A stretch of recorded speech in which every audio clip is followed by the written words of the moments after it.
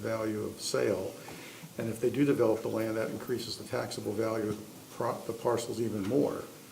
I understand that. I'm thinking also density. From an economic standpoint, given where this land is located, its current utilization, which is, it isn't. I'm trying to understand the economic reasons why you would argue for a lease over a sale. For villages long-term. But No, I'm not looking at it from a money aspect. Okay, that's a generic statement. What long-term value do you see in this land that you're gonna realize by holding on to it? Anything they want to do with it in the future, who knows what they'll come back. Maybe Brightline will come in and put a station right there. Or even, again, they could sell that property, it's more appealing to a higher developer. I mean, there's so many options that could go. I don't see why the village would need to sell it right now for a one-time fee. Why not just lease it at first, see how it goes, and maybe down the road, in several years, that option comes up again. I have a question, if you don't mind. Do we know if any of these people, P1 through P6, have a shared parking agreement amongst each other? I'm unaware of any shared parking agreement unless Nilsa or Jose have any say. Yeah. Well, I would say on the surface, depending on what you can negotiate, I don't see value in holding this in the villages, having the village retain ownership long-term on this property, given the location, the fact it can't be independently developed.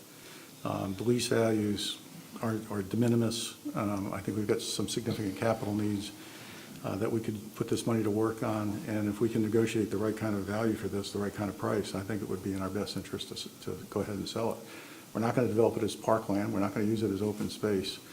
And like I said, any improvements that occur on that land as a result of the owners, that actually inures to our benefit because it increases the taxable value of those parcels. So I would be in favor of seeing if we could move forward with negotiations towards a sale, depending on, obviously you'll come back to council with whatever's negotiated, but I think that would be the greatest value to the village. I'm in tone to agree with you. I mean, like I said, there's no developer. It's undevelopable land. The people that can gain the most benefit from it are the current, owners of the adjacent property. Yeah. Now, you might not get all 6 of them to go in there and want to buy it all, but still, again, they can get good utilization out of the land, because right now all we're doing is spending a little bit of money, on maintaining it, and go ahead and let them, get some use out of it, increase their taxable value to the city. And so I think we'd all come out ahead on it. Yeah. By selling it. You looking for my opinion? Yeah. So, a couple things. I don't think we should sell it because we have budget constraints or budget concerns. I do think we should just purely look at it based on the future value of it and who can best use it. I think if we're going to decide between a lease or a outright sale, I would look more into the sale aspect of it, because I agree with you in the comments you made. The concern I have is, I think what Councilmember Brandon has been saying is kind of long-term, the unknown is unknown. I wouldn't be in favor of a Brightline station there, but I do think there is value in trying to retain and hold the land yours, even though if you go on a lease, it could be a long-term lease, and then you kind of lose that ability anyways. Mm-hmm. If we're going to move forward as council, I would say let's look into the ideas of the sale price and maybe an alternative idea of not selling and keeping it, but definitely see what those values are before we move forward with an actual decision. I actually don't think that parcels are going to serve a purpose for Brightline or anyone else in the future. It's certainly nowhere near big enough, and the likelihood of a train station, I think, being here when they don't have the critical mass, I'm not quite sure that would be my hesitance. That wouldn't be it.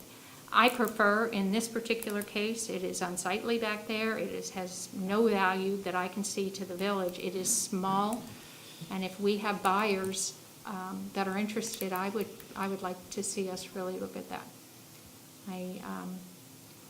I don't, the leasing it, like you say, if it's a long-term lease, which is what they're going to want, we won't be able to get to that property anyway.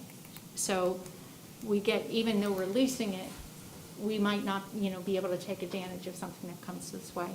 I can't imagine what that would be, but of course, all kinds of things can happen. But I truly, I would like to see this particular sliver of property in the village being sold.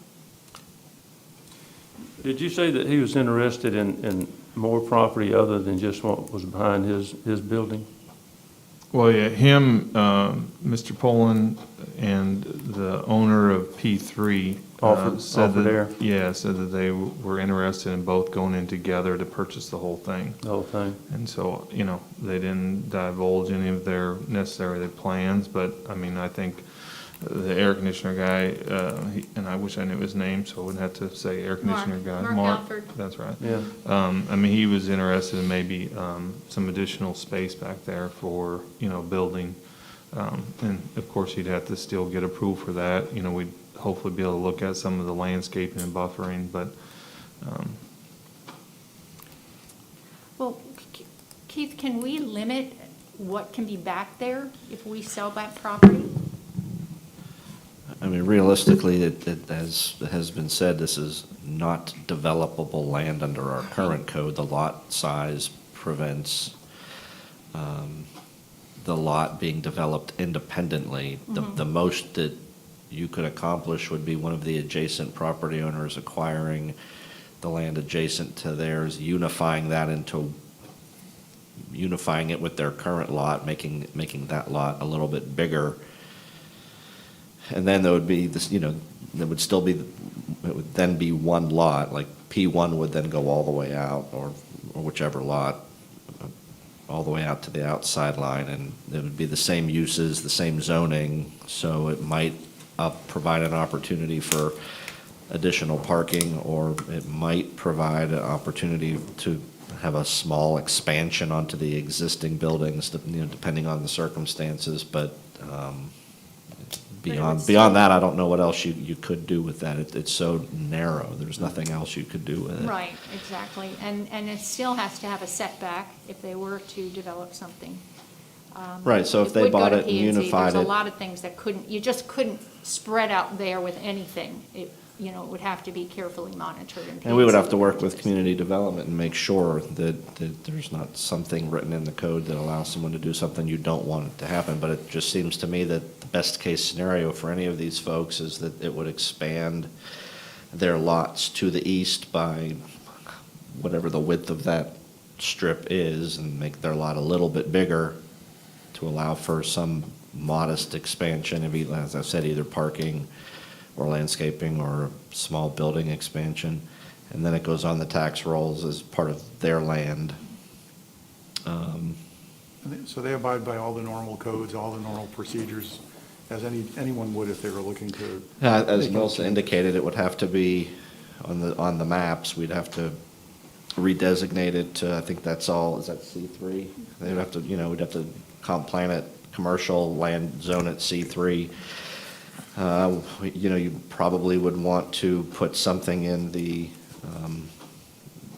sale contract that requires them to unify it to their lot, or require them to do a unity of title or a replat or something, so that it essentially becomes part of the existing commercial use as opposed to being a separate parcel.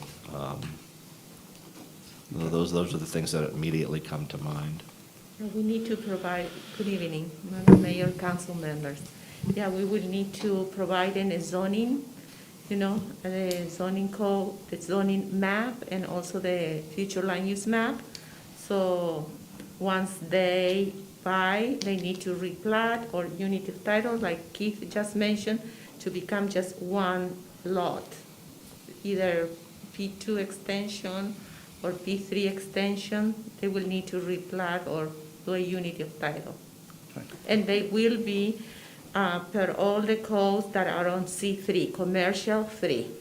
Setbacks, lot coverage, open space, you know, they will need to comply with the C3 code, zoning code. Is there anything we can do to unify the landscaping on, you know, the east side, all the way consistent all the way along the borderline, or is that something that can be hodgepodge with different landscaping ideas? All the way, you mean on the length? Uh-huh. I'm talking about it right hold on, it's a little bit of light. You're talking about right here? That green line, yep. So this, if you're not talking on the east side, that's all FCC, so, Whatever, the chances of them complying with anything that we want them to do is probably pretty slim to none. well, not on the FCC side, but this. Our He's side. saying the On border. our side. Along the border. Oh, on our side? Yes, we can, Yeah. well, our code has specific provisions for each, for each parcel. So definitely they will need to comply with that. And we also put some kind of conditions also once this happen, like, for example, like Keith said, the access easement, because how are we going to maintain this other property? That has an idea, but we can also put specific conditions. Well, I think we were looking at the idea of selling the whole thing. So if that happens, we don't need the easements or the access. Well, my fear is this. Let's say P1 does not wish to buy in. Can P2 now be running around the back and parking behind their building there? And then their access then wouldn't be, they couldn't use the access on P1 to be able to get out. They'd have to go all the way down to P2 or P3 or whomever it is. We'd have to make sure that that was doable in terms of the width of the parcel. I think were the doctors approached at Renew Medical Aesthetics, the one on P1? Do you know, Dr.? We haven't, Gandhi? we haven't approached anybody about the particular lease of the property yet. Or This sell it. council meeting was about the lease prices and, Okay. still, make sure that that's the way we wanted to go.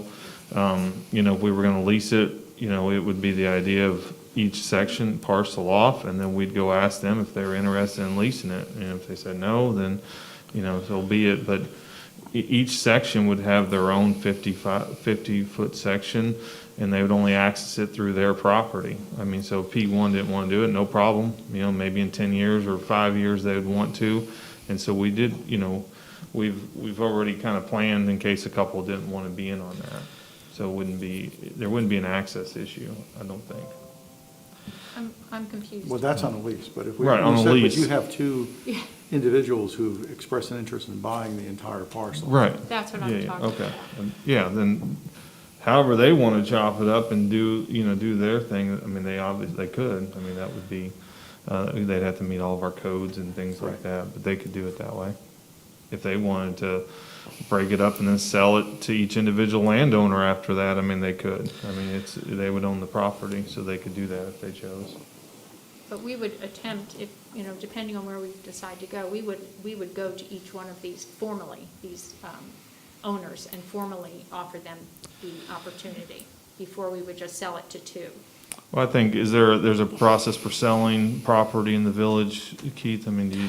We have a process, but you've all started touching on some logistical concerns that I have. If I would not recommend piecemealing this in terms of a lease situation or a sales situation. I think it either needs to be six sales or 6 leases, or one, or two, but it needs to be the whole thing. I think where you don't want to land is where you have, Yeah. P2 and 3 acquiring the pieces adjacent to theirs, and then now you have 4, 5, and 6. That piece of land is, then we have to get an access easement for the village to continue to take care of its property, and then, you just start creating more and more issues. And so, my recommendation would be, if we're gonna do it, whether it's a sale or a lease, it should be the whole thing. But the question comes out, so we were gonna sell the whole thing, how do we offer that up? Mr. Poland's obviously interested, but would we have to offer it to any of the other parcel owners?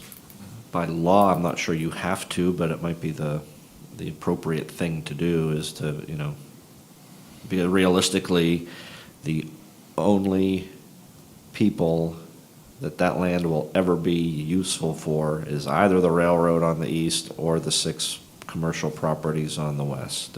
It's not usable for anybody else.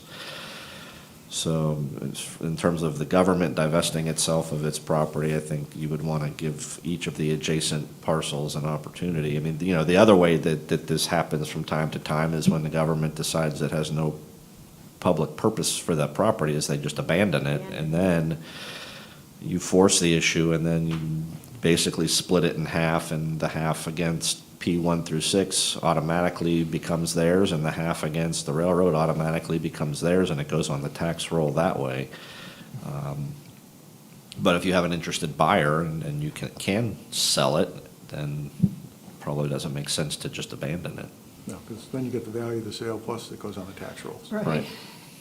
So we'll, I guess, in my mind, we'll work through, come up with an option for council to consider. And, you know, ultimately, if it's not the right sell price or not the right thing, and the vote comes out the other way, but we'll try to bring something to you guys can make a decision. I'll work with the property owners, we'll get Nielsen involved, or have maybe a meeting with them and see what their interest is and what they're looking to do, and be able to talk through them the process and see if that's what if they want to go through that process. So I'll come up with some options. Well, similar to Dr. Sutton's issue, everybody's growing on that street. They need this. So it's a good problem, if you will. But, you know, to be able to help them out with some even if it's a modest increase of the building, but the parking, I think, is important. And I definitely think that the doctors on the corner there will be interested in being a party to this as well. So as long as we offer it to everybody. Oh, I'm sorry. Didn't No, mean to interrupt it's you. okay. Just to expand on the conversation, so now, just west of this, my arrow is up here, there's additional alleyway that Dr. Sutton, Joy Sutton, is interested in the village abandoning, so that way she can have additional parking. She is in this building right here, most of you guys may know. She has a vet clinic, she has expanded her business, has multiple doctors, but I think only has 2, maybe 3 parking spots, so she doesn't have enough parking. So she's obviously very interested in anything that we can do to help her. So this conversation about this easement and has come up, or she brought it to our attention to see if we'd be interested in selling or leasing that property. You know, my recommendation, hear from Nilsa, and just let her talk about the process, and, you know, maybe what some of the other communities are doing for parking, and then, you know, we can answer any questions for that. But, you know, having parking right on Tequesta Drive, the size of that alleyway is only 30 feet. You figure if you do parallel parking, 8 feet on each side, you're only talking about 14 feet to turn around. I mean, it's just logistically, you know, it's going to be hard. But I'm going to turn the floor over to Neil, so let her talk from a professional standpoint instead of my perspective. Thank you.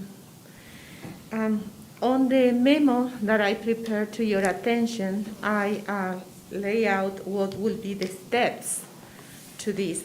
First of all, this is not a parcel. It's not like the one that is right beside the railroad track. This is just an alley.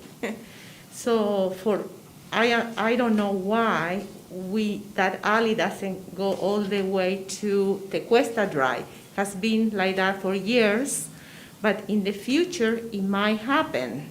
So basically the process will be first to create a parcel, because it's not a parcel now. Then we need to do the zoning map, because it does not have a zoning designation. So, and also it does not have a future land use designation. So after that, we are going to need to amend our code, because right now our code says that if you are proposing parking in a parcel, that parking needs to be ancillary or accessory to a primary use. If you have an office building, then the parking depends, you know, is to respond to the office use needs. So this will be very unusual for the village to have a parcel that is just parking. Right now, our code does not contemplate that. Usually in each parcel, there is a building and there is parking. So the idea of having only parking, then we would need to amend the code for that. And once the code is amended, that's called a zoning text amendment.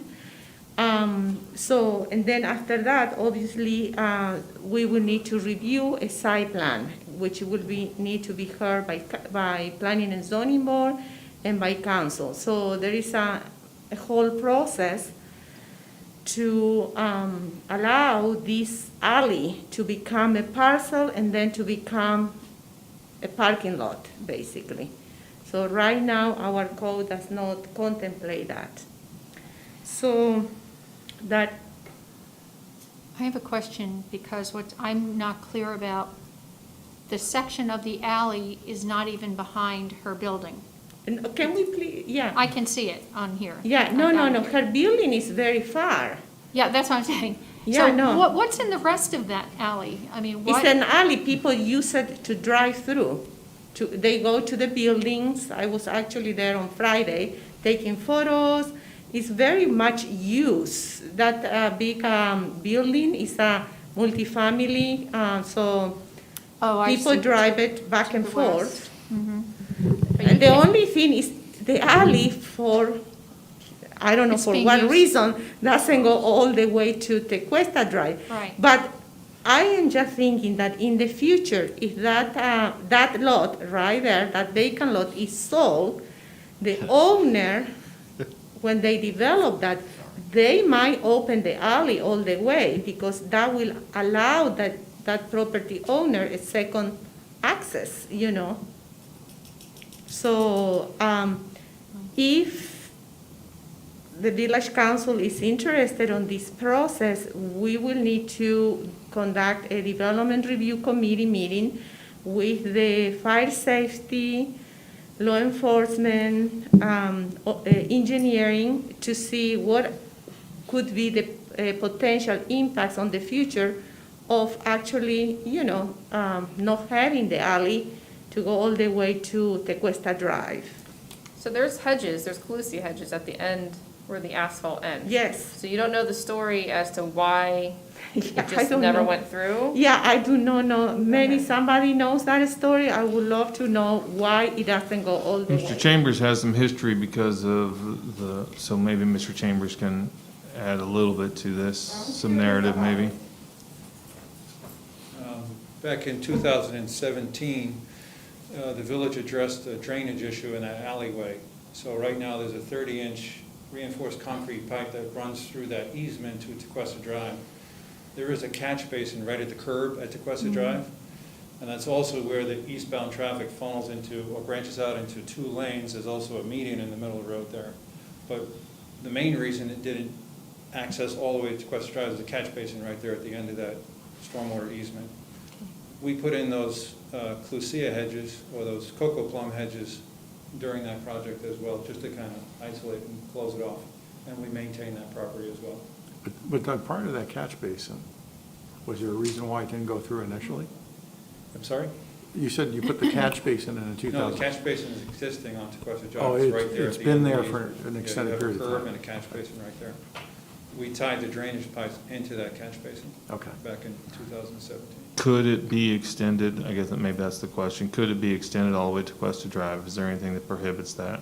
Well, you'd have to relocate the catch basin and cut the curb and take out a couple oak trees.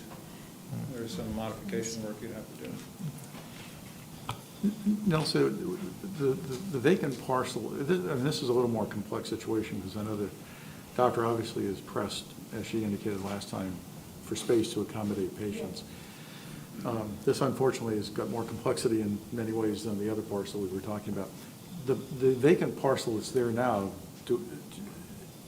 are there any plans for that parcel? Does the current owner have? The vacant parcel, throughout the years, I had some meetings with different interest parties, but nothing came to fruition, you know. Yeah, it has been for sale for quite a bit.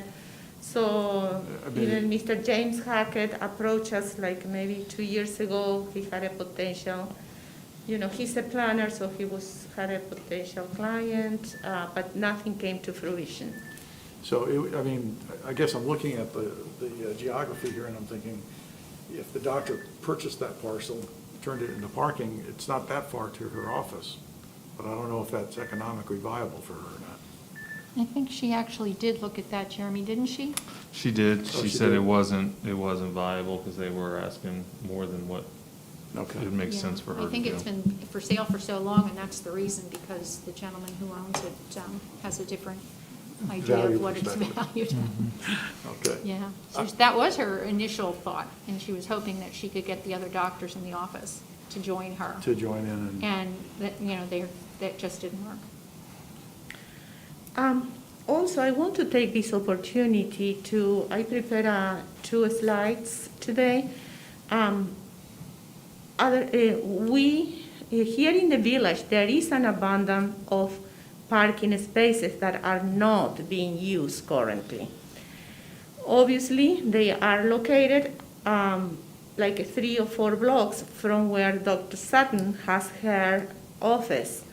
But, for example, I know for sure that the Tequesta shops has a number of parking spaces that are not being utilized. And in general, that might be like 3 blocks more or less from Dr. Sutton's office. And then I have the First Citizen Bank.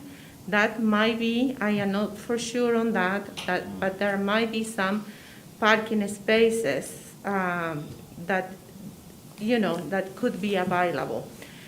I also did other research that are, for example, the next slide is, you are all familiar with REG, the architecture company. So I talked with Christine, and I said, Christine, where do you guys park in West Palm Beach? And she said to me, well, we park in 2 parking garages, the Banyan garage and the Hibernian garage, and we walk 3 blocks to the office.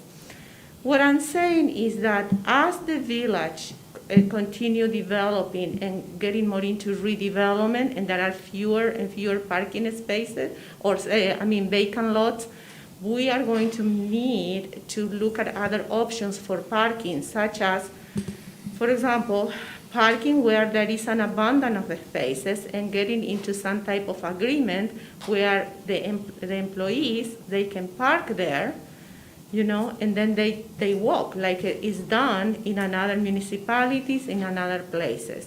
So those are also options that, we need to start contemplating at this time. no, so her building is the small, narrow one across from P3, correct? The doctors. That's right. What about the 2 buildings immediately to the north? The auto, it's an auto. Well, the auto I know is, but the other one, the other little office building, is that, Multiple units with. is that full though? Because Yeah. that always seems like there's a lot of empty No, spaces. that's All great. right.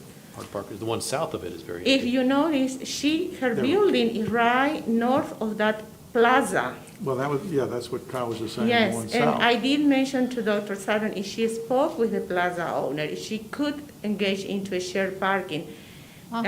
She did, but there was not interest at this time. Okay. Well, that's interesting, because it doesn't ever seem to be full. No, that one doesn't seem That to would be That would be a logical a logical place. place, because I think, especially in Tequesta and this type of environment where you're not in a city, for people to come and park across US 1, let's just say, and go, have to cross US 1 to get down to Dr. Sutton's, I think that might be a stretch, Yeah. especially when you're carting a dog. I am not sure the First Citizen Bank, for example, because I see there are a number of spaces there, and that's much closer to her office. I think First Citizens is leaving there too. They That's are. what I'm saying. So, anyway, I'm just saying that's Just some much thoughts. closer. Okay, Okay. thank you. So I guess, Jeremy, you're looking for some direction here from us, some thoughts on this? Well, I just want to make sure that, if you guys want us to go down the path of the alleyway, because that's what Dr. Sutton wanted us to really look at, we will. I think it's, not our recommendation at this time to do that. So, if there's additional instruction, I'd be open to, I know that Ms. Brandon really wanted us to really help and see what we can do to help them. you know, I guess our recommendation is just, you know, have her reach out and try to find some shared parking agreements, you know, with adjacent property owners if we can. Yeah, the alleyway is problematic, but could we maybe try and facilitate something between the plaza owner and the doctor, the plaza being to the south, because they do seem to have a lot of open space oftentimes, and that would, as Yeah, everyone's I've indicated, would never be the seen most it. logical Yeah. I've seen that photo. location. We can try to facilitate some conversation. I know she's had some conversation with some, but if we can, you know, if we can, Raise a good neighbor policy. yeah, we can try. The only thing I'll ask is, when are we repaving Tequesta Drive in that area? And would that be wise to look at moving the catch basin at that time? So, in 17 years? Yeah, a long time. Throw it I out think there. the best bet would, if that other vacant property sells and, you know, maybe there's some conversation there with that whoever buys that property to try to extend that alley. wanna open So it. our cost wouldn't be there, you know, maybe there's something there that we can do. Okay. Well, then we'd be faced with, do we want parking lot on Tequesta Drive? Well, it wouldn't be, I mean, it would just be an alleyway, so not parking necessarily, but Okay. just continue the alleyway so there's an exit there. Can you turn that spot, that empty lot, into parking under the current zoning? I don't think we allow off-site parking as a use in Tequesta. Parking garage or a parking lot is not something that's permissible in At and this of time. itself. Yeah, Nelson said we'd have No, we don't to allow. make that change. We may. You're saying the current owner doesn't have any interest at a price that is workable, right? So, Yeah, we don't. Okay. Yeah, I think at one time, Joy was actually talking about if she could have bought that property, Right. building building a new there. clinic and having, you know, taking the whole parcel, which would be wonderful, Yeah, but that- it was yes. just, the price was too dear, it just wasn't making sense. So I think that helps me, I mean, know that the alleyway's not the option, and we'll just try to figure out some other things, facilitate and try to work with some other options, so that helps me, thank you. Okay. All right, so let's go to item 2, which is the discuss intentional balloon release at the request of the Environmental Advisory Committee. And I see that Jessica's here, I think. I'll start it off, and maybe she can answer Yeah. any questions, or Ms. Brandon that sits on that committee, and maybe she could too. The Environmental Committee would like council to discuss and consider in the future an ordinance prohibiting the intentional balloon release and sky lantern release. Currently, state prohibits 10 or more intentional balloons from being released. Unintentional or accidental release of balloons at parties would not be a violation. Sky lanterns are considered a fire hazard, and for houses that have cedar shake roofs, it could lead to fire. And then, of course, as you know, Jonathan Dixon Park is fairly close to us, so that's a potential wildfire. A couple of those notes were from Mr. Bradford. I had some correspondence with him, you know, kind of the angle of the Environmental Committee. I know Ms. Brandon has been on that committee and sits in the meeting, and then Ms. Jessica can maybe add some context to this. Yeah, Mr. Bradford couldn't make it because he has a family matter. But it was kind of Jessica Nemeth that brought the attention because there was some intentional balloon releases in Jupiter. So we just wanted to have Tequesta address it, especially with Coral Cove there and other parks, just to kind of put it on the conversation out there and see how council wants to go with it. Well, I was interested when it noted other ordinances in cities included Jupiter, but yet we see people at the pier. jetty all the Yeah. time doing it. So, So they're not obeying the Yes. ordinance. Hello again. Hi, Thank Jessica. you. Jessica Nemeth. Last December, the Environmental Advisory Committee unanimously approved a Tequesta ordinance to ban the intentional outdoor release of balloons and these sky lanterns. And as mentioned, August 26th, there were over 30 balloons released, which violates state law too, but there were over 30 that were released that was brought to our attention through social media and citizens that were aghast at how many balloons were being released. So at our last committee meeting, I reached out to Loggerhead Marine Life Center and spoke with their conservation manager, who informed me that in 2020, to date, Loggerhead has removed over 507 balloons just from the 9.5-mile stretch of beach that they monitor during nesting season. So that's only during nesting season. Those are only the balloons that they find, and not counting all of those that may end up in the ocean, of course. They've worked closely, again, with other municipalities to ban the balloons because people don't seem to adhere to the regulation and to following with how many are allowed to be released. But she pointed out that deflated balloons and balloon ribbons in the marine environment pose a severe threat to sea turtles and other marine life that mistake the deflated balloons for food or become entangled in the ribbons, causing flipper amputation, strangulation, and death. They also, the signage that is being shown, they're happy to provide for us, and they have done. You can see this is for Dania Beach, but they're happy to provide them and customize them for our municipality at no cost to us. And then as far as the sky lanterns, even those that are biodegradable take quite some time to decompose, and the wire frames have been known to strangle and maim wild animals as well. And as you pointed out, it's a fire hazard with so many of the shake shingle roofs in the area and being so close to Jonathan Dickinson. So we strongly we've advised and approved these ordinances on our behalf and would love for it to be considered as a banning of intentional balloon releasing outdoors. I think one of the issues here is ignorance. People don't really think about the consequence of what they think is a simple act. Living along that stretch of beach that you're referring to, you're right. The amount of debris that washes up, not just balloons, but plastic and bottle tops and other things, is just unbelievable. One question I do have, when you look at the beach area that's within Tequesta, you've got the condos that are private, but I think most of them would get on board and probably be willing to have the signs placed on their beaches. Now, Coral Cove, even though it technically lies within the village's boundaries, is actually county-owned, county park. Have you talked to the county about placement of signs along Coral Cove Park? I have not, but this is where Loggerhead has stepped in, and they have said that they would be more than happy to They help. would Yeah. be Yes. proactive in that regard? Exactly, and to And the help us signs, work with I that. think, come about because the argument in other municipalities has been that people don't know. Right.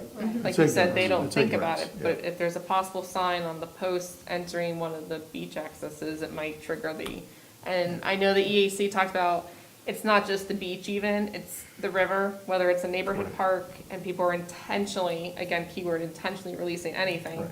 And as someone that goes to the woods too, I personally will tell you, it's not just the ocean. Yeah. When we trot through the creek in Fishing Yep. Creek, we will find foil balloons just hanging out. And the animals do love them, and then they don't decompose, at least those foil balloons don't. So they do float kind of far, not And just the as the ocean. depiction in the sign shows, they mistake them for food, much like the Right. plastic bags. They look like jellyfish when they're in the water and have the ribbons down and that sort of thing. Yeah. So- And Jose, just to clarify for council as a whole, we don't have anything pertaining to balloons. No, we don't. Not owning balloons. I wanted the public to be clear on that. It's not taking away your balloons from your house party, because you can easily pick those up if they pop. But it's just the intentional releases, whether it's Release, right. memorial, wedding, and the lanterns are very popular, but the popularity of those have decreased, but they're still there. But Yeah. from digging a little bit, there isn't anything that addresses it. The state has the 10 or over, but I think that's even a lot, my personal self. I mean, generally speaking, I tend to can't talk anymore, a libertarian, and I hate to see government impose restrictions that are unwarranted, but in this case, I think the benefits and the problem are so egregious that this is a place where this is a reasonable restriction, so I'd certainly be in favor of it. Okay. And again, when we look to see the things happening out on the West Coast, people have the best of intentions, gender releases that are sparking wildfires, that are Yeah. taking Yeah. lives and destroying homes and the environment. Again, with Jonathan Dickinson and with a lot of our older homes in the area, it could become such a hazard so quickly. Unintentionally, of course, but this is where we almost need to step in and help the environment and the public protect themselves. So we can put on the council for the Yeah, I was agenda just for the next checking meeting? to Yeah, so see if the vice mayor had a thought on this. I'm just curious, we already have a state statute And so are we going to make it more restrictive than the state statute? Is that what we're saying? We would like a ban on the balloon releases, which is what the Loggerhead Marine Life Center has been urging all of the coastal communities to do.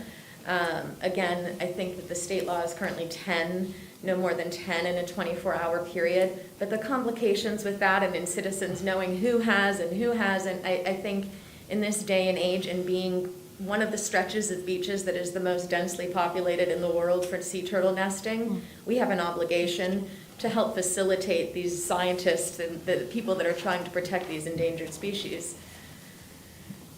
You know, I don't So necessarily. yes, we would like a ban. You like it more restrictive, okay. Yes. Yeah, growing up here, I'm not sure when I learned it, but I learned that letting balloons in the air was dangerous for the sea turtles. So Yeah. I think that is something that is important to, we continue to educate where we can. I know with the Gulf Stream current, a balloon let go in Miami will get in Palm Beach County in 45 minutes to 2 hours. So it's kind of hard to control all of it, but I don't mind leading by example. I would support this, putting that on the agenda. Thank you. Do you have anything? Yeah, the only thing that I was sitting here listening to you and thinking about, how serious this issue really is, not just here in the state of Florida, but, all of our coastal areas, and even for lakes and stuff for that matter. But if there was something that you could go to and get it mandated that they at least posted a sign in the places that sell these balloons, like your party places where you go and you buy your party supplies and balloons, and whoever has, stands that sell these in Walmart, whoever it may be, Target, and whatever it may be, that they had at least a sign posted, that clearly had that up there where people could realize, because I've never really thought about it. To be honest, it's been a long time since I've released any balloons, but it makes perfect good sense. But if you could get to the source where the people were purchasing the balloons and have some sort of posting there that shows that it's prohibited to release the balloons in that nature, I think would help eliminate a lot of your unnecessary releasing of these balloons where people were made aware of it when they purchased the balloons. That's an excellent idea. And again, Loggerhead has really spearheaded a lot of the efforts in our coastal communities, and I'm sure that would be something that we could reach out to them, or they would be very interested in hearing that suggestion as well, because I think that public education is really Exactly. the issue here. And that's the way you're gonna really get it prevented and stuff. Absolutely. Putting a sign up and stuff here and there is a great idea, and I commend you for your efforts and stuff in trying to prevent this from happening. But, long term, you've got to educate the public. Yes. And the place to best educate the public is the places where they're buying the balloons that are gonna be let go. And so, to me, I think that if you could spend more time, it's just my opinion, in that area, and educating the people at the time of purchase would help out a lot. That's a great suggestion, Yeah. yes, thank you. Is that something that we can send to the state in some form of I a think that would recommendation? might be something, some type of letter, but actually we could talk to our own representatives about this, Bobby Powell and Mr. Snyder. I think he's still in a runoff though, but regardless, we could certainly talk to them. I think that's the best way to get it introduced, would be through our local, so we could do that for sure. And again, Loggerhead has the funding and the Yeah. initiative and the They do. want to help facilitate any communities. They were very appreciative that we were having this even up for discussion on the Good. agenda. Good. And so they're willing to help in any way they can as well. That'd be All great right. if they're here, if we Yeah. move forward with this. Yeah. There are a lot of politically connected people that contribute a lot of money to the Loggerhead, the marina there. I'm sure that they could probably pull some strings and get it somehow, like he was talking about, so the state could mandate that people did not, release balloons anymore. It's a big deal. I mean, what it It sounds. is. yeah. It is. Put it on the game, too. Yes, it is. They're far-reaching. They're, Yeah. out in the It's just- ocean on islands that are uninhabited. I mean, it's an issue across Okay. the world, Mm-hmm. so. I think we'll definitely put it on our Thank agenda. you. So Thank thank you for bringing that to Yes, us, thank Jeff, you. and thank you for the work that you're doing on this committee. It was nice that she noticed it happening in our neighboring towns. Yeah, Thank you. you are welcome. Item 3, we are talking about the e-bike ordinance, and Keith gave us a lot of writing on that. Well, you've seen most of it before. Yeah. After your last workshop, when this topic was discussed, we went back based on the discussion. sharpened our pencils a little bit more and gave you some additional information, which is in red, which, in addition to the original information, clarifies that a license requirement would not be permissible under state law, but crafting certain minimum age requirements, and even tied to the different classes of e-bikes is something that you could do. You'd certainly want to speak to law enforcement on the enforcement side and what that might look like, and even what age limits to put on which classes and on which rights of way. There, there's a lot of kind of categories on how to put that together. And then the third substantive add to the memo is regulating maximum speed, which we believe certainly would be permissible as well. And I think I gave you an example in there, or I just quoted from the statute that indicates e-bike operation on sidewalks must be restricted to a maximum of 15 miles per hour if you're going to allow it. So really the additional information is speed restrictions, yes; age limits, yes; licensing requirements, no. We continue to believe on the commercial side, if there was interest in dealing with rental companies, we'd need to deal with that from a zoning use standpoint, depending on what the council wanted to do. And then generally speaking, restricting or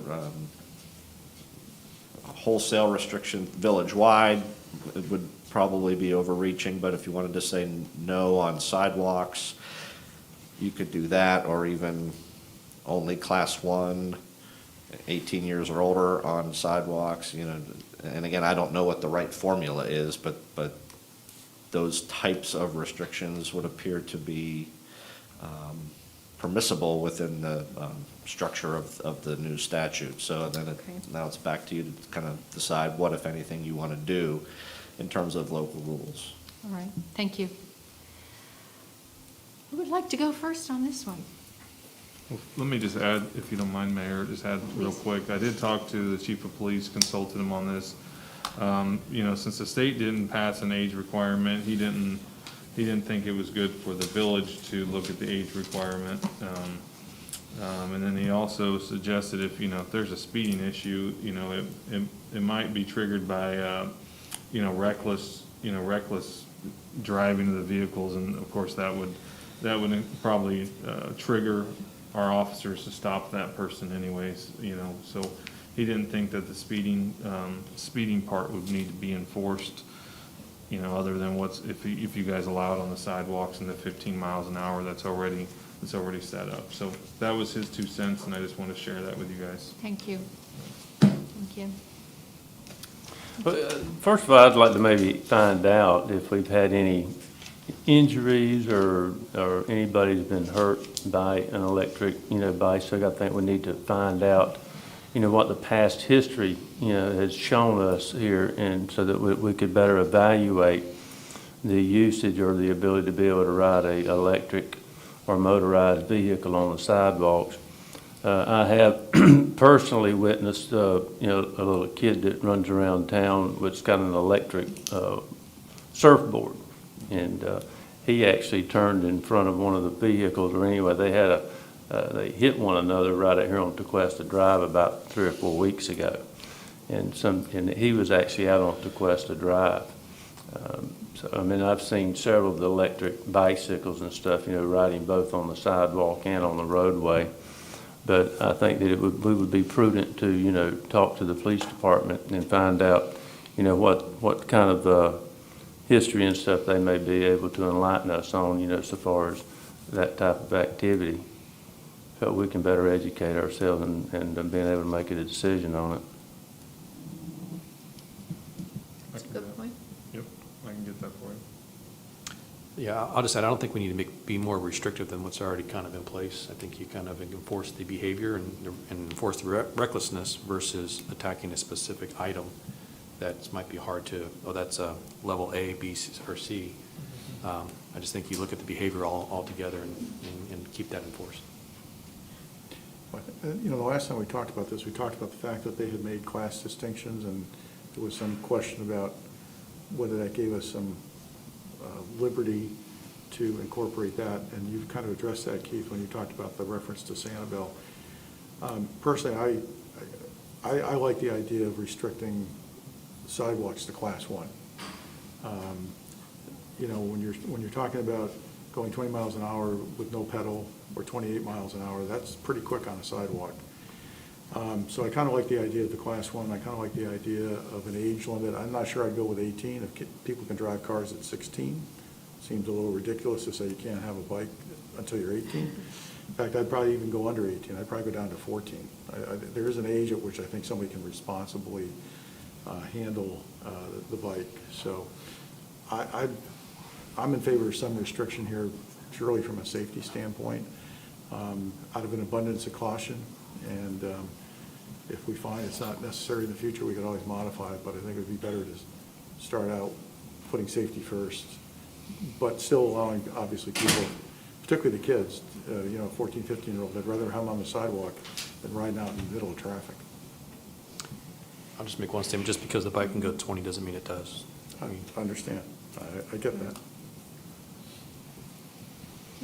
I'm a little confused when we talk about our motorized options. I'm going to ask Officer Pike to clarify, because I know he has my answer, because you've said it before. When we talk about the motorized skateboards, like Mr. Prince has mentioned, aren't those not allowed in general? They're not allowed on sidewalks or roadways. They are not allowed on sidewalks or roadways. So if we were to accept e-bikes, would this now allow other items such as those? And you might not have the answer to that. I might have to ask Mr. My Davidson. understanding is the law is very specific, it's bicycle. And So e-bike that is, would you're, go you're, into others. that's correct. E-bike is a defined term in the state law, so e-bike means e-bike, and it doesn't mean anything else. I'm So it's personally the find it, slippery slope fear, I mean, I think. yeah, I'm finding it a little hypocritical. And it's not on you or anything. No, I it's just- understand, but, I don't understand we're allowed one but not the other. I'm having problems with that, because we do have all of them in our area. Can we allow the Include all of them? battery-powered skateboards? Is that something that we can do as a council for our area? We can't, I say if we're gonna allow e-bikes, we're gonna have to allow the other things that have a motor of some sort. I think the state's already allowed e-bikes. I know, but I'm saying, I don't see how we can let residents use one but not the other. The person on the skateboard, I do wish they were wearing more protective gear, but that's their personal choice. Liberty. Yeah, you raise a good point, although given the fact that the state has already addressed this issue, and then they're asking us or giving us the opportunity to further address it within our community, I'd like to see us stay focused on this initially, but I do think you raise a valid point, which is, once we address this, do we want to extend it or incorporate and consider other electronically powered vehicles as well? Yeah, I'm not negging on the e-bikes, I think they're great. I'm just wanted to make sure we're all on the same page that that will probably come at us shortly afterwards. That's all. There aren't too many sidewalks in the country club, are there? We don't have any, except Yeah. for the one that goes into the south entrance, and that's Right, it. and so the kids basically are sharing the road with cars because there is no sidewalk. And Correct. on Dover, obviously, that's the way to Constitution Park, and they're using it all the time, which looks like great fun. However, Can I add something real quick? of course, Most of these e-bikes are for individuals older than 40. There's not a lot of kid use of the e-bikes that I have seen to date. and that's all I see. Yeah. I see young kids On the e-bikes? on the e-bikes. Not the e-skateboards? Nope, And I've seen the skateboard too. No, I see the bikes, and they Cool. go up and down. I know, they're having a ball. Yeah. And they have been doing it for quite some time. However, when it comes to walking along Tequesta Drive, as I do every day, several times a day, I can tell you, if a bicycle is coming the other way and it's a kid, they expect me to get out of the sidewalk. And I don't know I don't know if I don't think it's bad parenting or any of those things. I just think they're kids and they're just not thinking and they're riding their bike and here they come. And that's what scares me about the sidewalks. I don't want them in the street on Tequesta Drive. I'd love for them to be in the country club and to be on those side roads, absolutely, where they can. But my concern is that when you're on that sidewalk that I walk on, it's definitely, or they yell at you from behind, on your left or on your right, and it's like, all right, so I'm walking here and I have to jump off. So that's my concern when I say this. I don't want them on Tequesta Drive. I don't want them doing anything like that. But I think having a bike that can go 20 or 18 or 15 or even whatever is more dangerous for a pedestrian if they're walking along Tequesta Drive. And that's only because I have personal knowledge of that. Abby, that's the reason why I would be inclined to disagree with you. Because see, I'd prefer, if you're gonna have a electric or, bicycle, I think they should be on the street rather than the sidewalk for safety concerns. And he could better answer that question probably than us. I mean, I don't know any of them that only do 15 miles an hour. Yeah. So let's just, for assumption's sake, assume that they go faster than that. I mean, most of the ones that I've seen run 20, 25 miles an hour. And so, they get cranked up on the sidewalk, and then you're opening yourself up for a pedestrian to get hit by one of those bicycles. I'd prefer to see them, if we were going to allow them to be, used and stuff, on the streets because of the speed that they potentially can go. And I think we're opening ourselves up to a pedestrian eventually getting hit, by allowing them to run up and down the sidewalks. I have a question for all of council. For a speed bike, not a typical bike like myself would be right, not a beach cruiser, but the speed riders, is everyone okay with them in the roads? Yeah. And they don't go as fast as the e-bikes? We can go So- faster. Right. They can. But I mean, and those make me nervous driving around those. I have seen the e-bike. It was an adult, wasn't a child. I mean, he was actually able to keep up with me as I was heading east on Tequesta Drive. I mean, I'm kind of torn. If we allow a motorized one on the sidewalk, but not a biker that's not motorized, I feel like that's backwards for me. I wouldn't love them to be on the sidewalk. Again, I'm just kind of getting wrapped up in, it's focused on the e-bikes, understand that, but we have a little bit of everything here. And I really can't put a regular cyclist on the road versus someone that can go just as fast as them, if not faster, and not let the other one go the other way. And again, for me, it's backwards. I think the bikes that you're talking about, mostly the people that are in spandex. Yeah, but cyclists. That's why I said not a typical bike, not my beach cruiser. I'm talking about a cyclist The where spandex Mr. bike. Stone said they're very skilled, they're very quick, they're very fast. But then again, the e-bikes are very fast. Right, And and they prefer the street, obviously, because it makes no sense for them on the sidewalks. They can, they stay Sure. in the street. That's just what they do.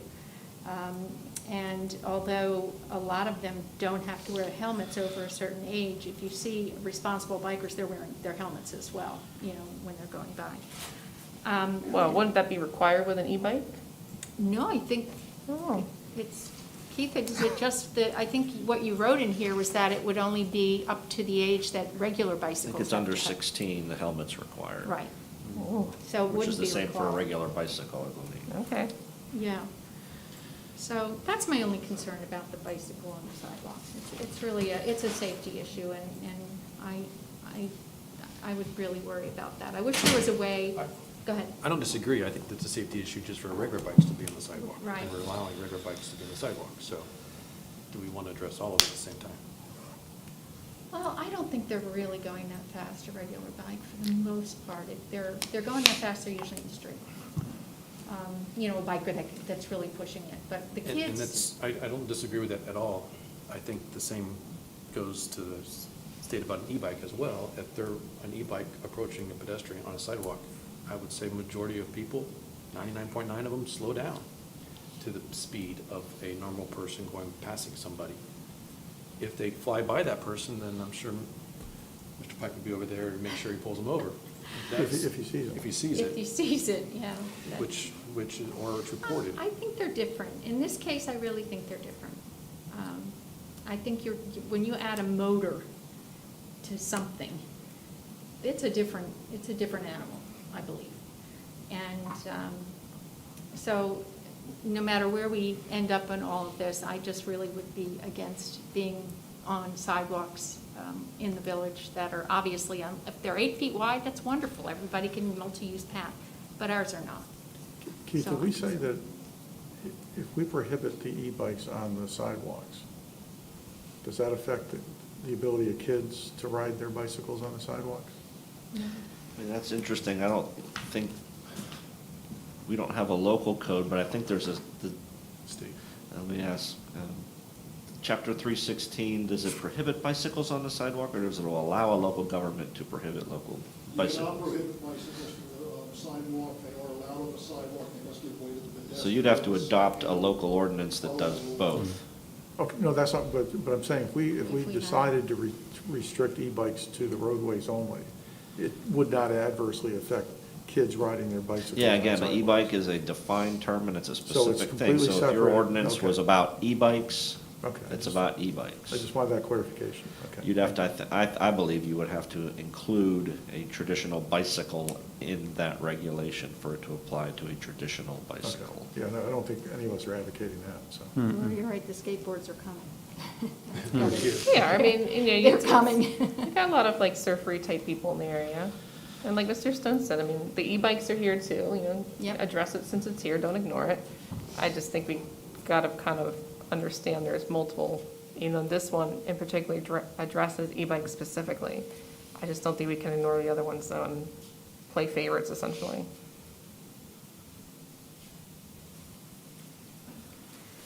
So I'm not sure where we're going, Yeah, no, quite frankly. I would absolutely agree. I think that's why you address the behavior versus the actual item.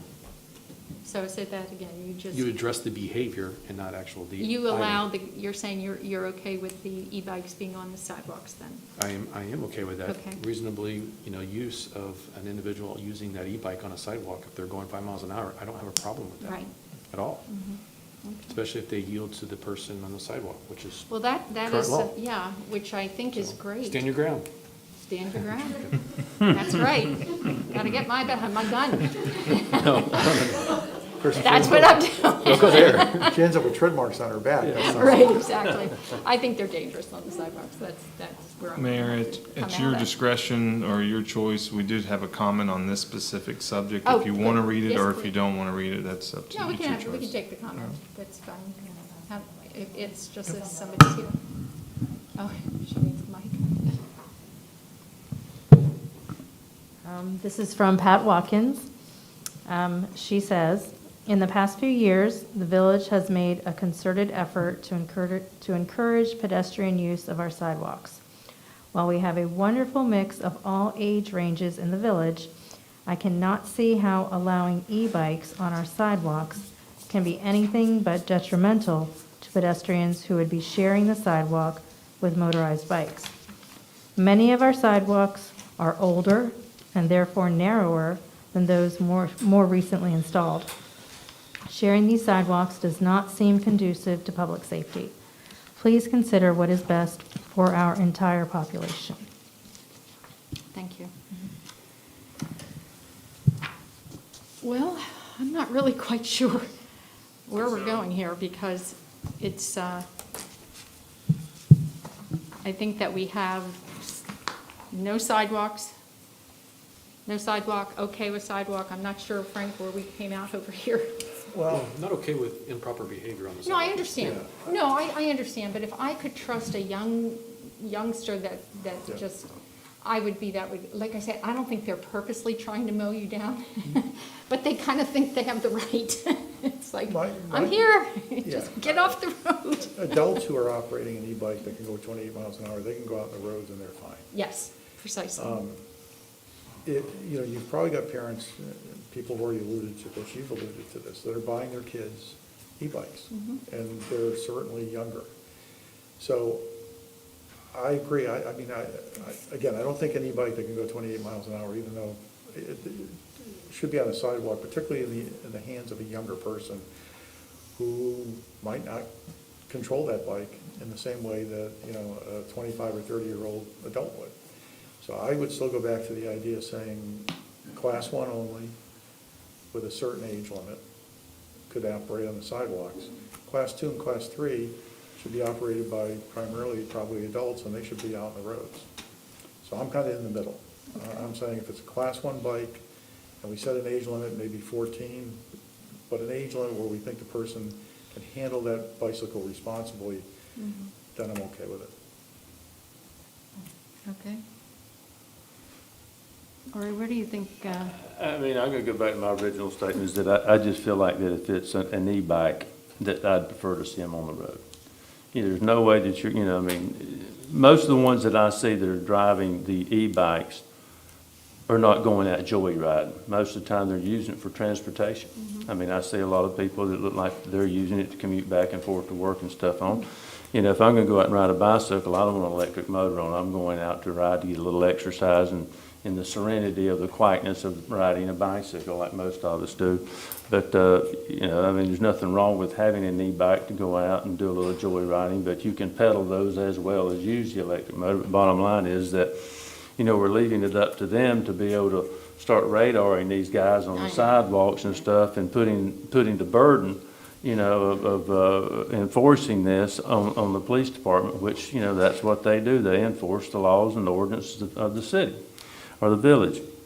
But again, you know, you're expecting the individual that owns the e-bike to not drive it at an unsafe speed on the sidewalks. And so if you take them off the sidewalks, you don't have to think about it anymore. They're out on the street, they're motorized, they can go somewhat with the flow of traffic. Bicycles run all over Dixie, US 1 and stuff. Bicycles are all up and down through there. Most of those guys pedal. When I see them, they are running 14 to 18 miles an hour, self-propelled. So, I mean, I really, and you know, it's my opinion, I'll go on record that that's the way I'm gonna go on it, is to keep them off the sidewalks if they're an e-bike. Okay, thank you. And put them on the road. Councilmember Brandon? At this moment, I say no sidewalks.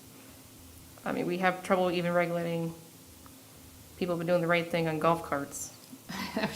I wasn't even gonna go there. I'm not going there either. I'm just saying, again, I feel like we're being very hypocritical in some angles of it. As of right now, I say no sidewalks. And if it's my child in 2 years that has one, and let's say he gets on the sidewalk and by oopsie mistake, I'll pay his fine. And we'll teach him, educate. All right. My neighbor has a Class 1 e-bike who rides it at dusk for some freedom and some easy riding along Country Club. Enjoys the new sidewalk there and I think he's probably never had any incidents whatsoever. He's in his 60s and enjoys a nice ride. I just don't see any reason why we should prevent him or encourage him to go into the street on Country Club there when there's a nice new sidewalk that was right there for him. So that wouldn't be good for that resident. But there's a lot of, the only thing I would say, because most of the communities, the older communities like Country Club, have miles of roads that don't have sidewalks. Mhm. There's plenty of places for people to ride and enjoy it, being in the street. So that would be my only thought process on that. It's a quick hop down. If you live on Country Club and you need to get down to the end, you know, you can. That's a 25-mile-an-hour road, not a 30-mile-an-hour road. Mhm. So hopefully, but I hear what you're saying. I just think like for most of Jupiter in the Pines, Tequesta in the Pines, all of them don't have sidewalks, and there's a lot of territory you can cover if you just enjoy and run. That's true, but people don't just stay in those neighborhoods. I mean, Right, that's the I one know. issue. I mean, like, when I was 12, 13, 14 years old, I used to ride my bike up to the store and do all that kind of thing. The other thing that does concern me here was, and Keith, you might want to elaborate on this, is the new law states that e-bikes or e-bike operators shall not be subject to laws relating to financial responsibility, driver or motor vehicle licenses, vehicle registrations, titles, blah, blah, blah. The financial responsibility is what caught my eye. I guess that's why I'm kind of arguing for a compromise, because I agree with what Kyle said. If you've got somebody who's responsible, and they got a Class 1 bike, I don't see a problem with that on the sidewalk. So what I could see a problem with a bike that could go much, much faster, and also in the hands of a too youthful an operator. And that's why I was saying maybe a Class 1, something with an age, but, you know, whatever, obviously it's the majority, whatever prevails here, but I don't think it should be an absolute ban. I think there's a room for a compromise here that can work. And I agree with what both you guys are saying, but we're expecting everyone that owns one to ride it responsibly. And if everybody was responsible and did the right thing, we wouldn't need a police department. You know, but unfortunately, not everyone is ever going to abide by the rules and regulations. And we all break them, including myself. I've broken them before. You know, I've speed, you know, and I roll through a stop sign and stuff. So, I mean, we're all guilty of violating, you know, minor violations. I mean, let's be realistic. But I appreciate what you're saying, Kyle, you know, and I know he's your neighbor and everything, and I know you're not saying it just because he's your neighbor. That's just the way that you feel. But again, I just don't think that we can expect the public to abide by that. And, you know, it goes 20, you know, you're going to jack it up to 20, you know, and then somebody comes backing out of their driveway on Country Club Road and they doing 20 miles an hour down that thing, and you pull out of your driveway and bam, you just broadsided the car and hurt yourself and potentially the person in the car, but mostly unlikely. But, you know, if they're out on the street, there's a greater visibility between the street and their driveway. So it gives you that cushion at a higher speed to be able to, you know, see the vehicle or the vice versa. So, I mean, you know, they're just not going to maintain a safe speed, in my opinion, on average. Now, you know, there's obviously people that are going to ride it responsibly, but on the other, you're going to have people that don't. And then when we have that one individual that doesn't and they pull out, then bam, we've got an accident, we've got a problem. Or we've got someone like Abby out walking, you know, through it, and they come out of their driveway, and then bam, a bicycle that's doing 20 miles an hour on the sidewalk runs them over. Can I ask for a clarification? Do you guys ever see anybody on US 1 on these e-bikes? Yes. Okay, so should they take the sidewalk or the bike lane? Depends on their age and who they are, but I've seen it both. Because that even has a whole bike lane for them to use. I see a guy on a regular basis, and he rides it. I think he must work either at the plaza there where Publix is at, but he commutes back and forth to work on his. And I see him coming down on Dixie, and he gets on the sidewalk, coming down alongside the railroad track, and then he turns in and stays on the sidewalk, you know, coming down through here. But Is he a I see younger him all the person or an time. adult that could be, is he adult? Do you? yeah, he's an older guy. Okay. Yeah. By the way, Councilman Prince, Lieutenant Pike will be writing up the appropriate tickets at the conclusion of this meeting. You've been busted. Well, I think at this point, we have 3 people that are feeling against sidewalks. But there are other things that we want to talk about, perhaps the age requirements that we are going to look at, if we're going to talk about that. Are there any other pieces of what Keith brought to us that we want to look at for the e-bikes in terms, you know, in terms of age? Is it 14? Is it 16? Is it, I mean, let me ask you, James, Lieutenant. How good are you at judging if a person is 16 versus 14 or 18? It's very difficult to judge age, especially if they're doing 20 miles an hour past you. Okay, I mean, fair enough. We see it on the golf carts, when we're trying to regulate the golf carts, they're supposed to be 16 without a driver's license. Sometimes it's very apparent, sometimes it's, do you have probable cause or reasonable suspicion to stop that golf cart to ask them how old they are? It's gonna run into the same thing we run into with bikes. And if we're in the wrong of stopping somebody that, you know, we think is underage but isn't, have we violated their rights as not having proper reasonable suspicion to stop that vehicle? Okay, so enforcement would be difficult. Difficult when it comes to running age. It gives us a baseline to go on. We do it with golf carts. Mhm. It's just very difficult when they're on border ones. Right. I think with a motorized vehicle, there should be some kind of an age limit, particularly if they're out riding on the roadways. You know, you've got to be 16 to drive a car. Now, in the sample that, the example that Keith gave us, City of Sanibel said it was 18 years or older for a Class 1 bike on sidewalks and shared use paths. So, but I think if we're going to have people out on the roads, I'd say at least 14 years old. I don't think anybody younger than 14 should be out on an e-bike riding on the roads if they can go 20, 28 miles an hour. I think that's just asking for trouble.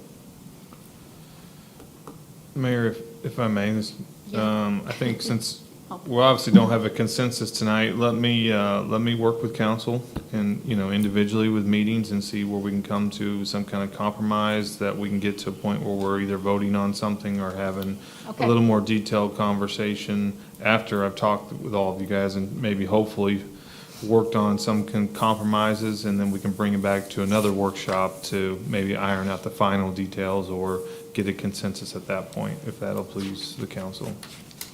I'm pleased with that. I'm pleased as long as it's on a workshop, not a vote next. Yeah, no, it'll be a workshop again, Okay. so that way we can make sure we Okay. have a We're on the consensus same moving page. forward, right? Okay, good enough, that sounds good. All right, so let's now talk about item 4, the discussion of ordinance 6-20, permits for signage. And I know that this was we've talked about this going to first reading, but what I saw in this particular document had nothing to do with we are not going to have signs in the village of Tequesta in the right-of-way. So this is such a departure, I think, from where we were. It's like starting all over again from my perspective, because at one time, we were all feeling comfortable that we just didn't want to see a bunch of signs in the rights-of-way that would clutter up the weekends, or didn't in the week, it didn't matter. But now I think this is opening it wide open, and I just wanted to get a sense of what council was thinking, and then we could go item by item here. We also have, and I think, because it's getting late, Amy Angelo, who is one of the owners of Oceana Coffee, is here. She is not here for this particular ordinance, but she is here about signage.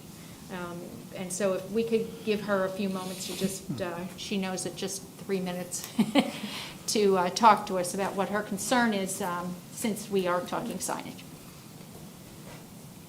Hi, I did write something so I could stay within 3 minutes. I have had my children time me today, so Okay. I know I can do this. But good evening. Thank you for the opportunity to speak. I am Amy Angelo, owner of Oceana Coffee, Palm Beach County's first specialty coffee roaster, headquartered here in Tequesta since 2011.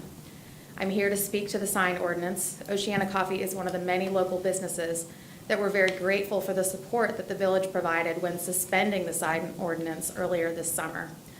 Times are very tough right now for our locals with this pandemic. September is historically the worst month of the year for restaurants and hospitality. Being asked to bring the signs in now was a real kick in the guts. At our roasting house on Old Dixie Highway, we were asked to bring a sign permanently in that we have been putting out religiously every morning for the past 9 years. A business without a sign is a sign of no business. This sends an unintended message of distress to our customers who have become accustomed to seeing this sign. At Oceana Coffee, we saw an immediate 15% decline in our numbers the week after bringing our signs in, where we had been steadily climbing back to somewhat normal numbers since the disaster of the pandemic started. We are by no means out of the woods. I would like to propose some reform to greater support the businesses in our village, especially with the looming bridge construction coming soon. I propose that businesses paying tax in the village have the opportunity to display a sign that is approved by the village and possibly pay a small fee per month to display these signs. The fee can be used to provide some funds to support a marketing campaign portraying the village with all its small-town charm and local businesses needing support during the reconstruction of the bridge and recovery from the fallout of the pandemic. Even though we have entered phase 3, we are far from a return to normal. I'm proposing a solution for the long term that will support local businesses and in turn keep Tequesta as the idyllic place it is now. Imagine our town with no local coffee shops and no places for the community to gather. Maybe only one Italian restaurant remains. No local support for your kids' sports teams or local charities. A town without locally owned businesses will have a much different heartbeat and one that is disconnected and without soul. Let's help our town thrive and push through these hard times ahead to keep Tequesta as one of Florida's best places to live and work. Thank you for hearing me tonight. I'm happy to answer any questions and share some metrics about our performance over the past few years with regards to road construction that we've all lived through and the pandemic, so we can all properly prepare for the coming bridge closure.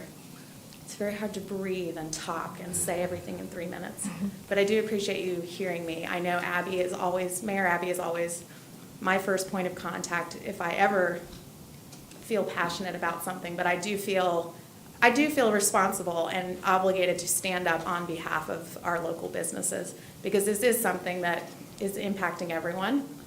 And everyone's frankly too busy to even talk about this. We're trying to figure out how to survive. So I wanted to thank you for your time. Can I ask you to repeat one part of that? Can you repeat the part that talks about the heartbeat of the small businesses? Yes. A town without locally owned businesses will have a much different heartbeat, one that is disconnected and without soul. Love that. My kids liked it too. It's a good one. The sign that you had that was told to be removed, where was that located on? It was at our roasting house, nearly at the Okay. base of our normal Sidewalk. pylon sign. Yep. So just up on the upper level. So That's that good. one really made an impact to me because that's something we've done every day for 9 years. So that sends a message. So Amy, that sign comes in and out, correct? it does. It doesn't just stay out there. No. And one of the difficulties that you have, because we do allow sandwich boards on the certain sidewalks, but they have to be within ADA compliance. For Correct. the ability, which you do not have there. If we put the sign on the sidewalk, we would no longer be ADA compliant. So we do have the sign right now propped up sort of against the building. Oh, you do? Right near our door. All right. To try and, it's hard when you've been doing something for 9 years to just stop doing it. I don't think it sends a good message. You said you had a pylon sign, though, so there Yes. is a sign there. There is a large sign. There are also some beautiful oak trees Yep, trees right there. that sort of Right. dampen that visibility. Right. And as I said to you, I'm really looking towards the future. There are things coming that are going to compound the things that we have lived through over the last few years. So if we could be proactive and really come together as a business community, I think there's a real opportunity there to show the support for the local businesses. I've seen other municipalities get behind a marketing campaign that supports Clematis Street or downtown West Palm because they're going through things that impact their business. It's all in all, it's making the downtown of West Palm Beach better, but the people that have to live through it, many of them close or go bankrupt. So that's where I'm hoping to start the conversation where we can actually do something, set some new standards, get behind some things that make sense. So I will add a couple things. Through the Tequesta Business Association and the Hope Sound Chamber, been sitting on trying to come up with some ideas to make sure we're forward-thinking, especially when the bridge shuts down, which now has been posted on to 2023, I think. So it's given us some time to really get something in place. And I know we're going to be talking about it, I think, in a week or two in one of our meetings. I'll come by and share some ideas Okay. that they're coming up with and get some feedback. I just want a clarification on the sign that you're talking about you put out for 9 years. Is it just your business name, or is it special every time, such as, for example, it's Roasting Monday, or it's not a special thing, it's just the Oceana sign? It's the Oceana Coffee, we're Okay. open. It's an A-frame sign. It was designed 9 years ago, and Okay. it's the same sign we put in and out every day. Because for me, I wasn't really in favor of signs all day, every day, forever, because for me, that's a signage issue, whether it's on a building or a monument. My intent last time I was trying to bring up was special events within a 2-day period, pulling a permit with approval of design and everything. Yeah, these are two separate things. but Yeah. Since. No, I'm fine with that, but she brings up a good point, just, there were businesses that were doing it. And with the bridge issue, I think all of us are gonna be in big support of our local businesses as much as we can. No, I don't know about putting a sign every day, that's general. Yeah, 'Cause that's just adding more My concern signs. is one sign after another. Right, on and that's why I'm US saying one, not just a general sign. Just, and they, you know. But it lets, but I'm gonna use your business as an example. whatever If you were doing like you are roasting thinking, Monday, You have some ideas on this, perhaps you can bring this back to us in a workshop as well. As an ideas for local Yeah, businesses? look at the, yeah. what can be done, I know there's a couple of things, Lori McWilliams is working on a couple of things too, right, to present to the Ex- chamber to right. try to get them to right, help to try get some that things. So going. Well, I think you've almost got two separate issues. One is, what do we do now in the pandemic environment? And then the second thing is, you both mentioned, is you've got time now to develop a game plan and a strategy for the bridge closure. But we still got to help them get out of this No, situation. no, that's what I'm saying, Right. but you have two separate, and. There might be less people to deal with. Yeah, no. And getting out of this current situation is going to be the last item we're going to talk about, so I don't know if you want to stick around for that, so. So, really do. I guess, I've got a question. yeah, You say that we've taken the city has taken your sign down and not allowed you to put it back up? Correct. Well, I would like to ask the council, I mean, she's lost 15% based on what she just stated of business since her sign's been down. I would like to ask the council to make an exception to allow her to put her sign back up until we have enough time to evaluate this and come to maybe a different decision. Am I opening up a can of worms and asking the council to do I that? can't even describe I was going to say. how much in your I way. advise against that It course is. of action. You could just let everyone put their signs Yeah, back. Bruce, can now. you can't do it individually, but I think the last item on tonight's agenda is talking about where we are with phase 2, phase 3, and with the impacts, and what we may be able to or do or not do in light of, where things stand. So I hear what you're saying, but again, whatever we do, we'd have to do universally. Universally, We can't just yeah. target just one. Okay. All right, Amy, I don't have an answer for you right now. We're going to go through some other things, but certainly, thank you for coming, and thank you for calling me and talking about it. We'll figure something out.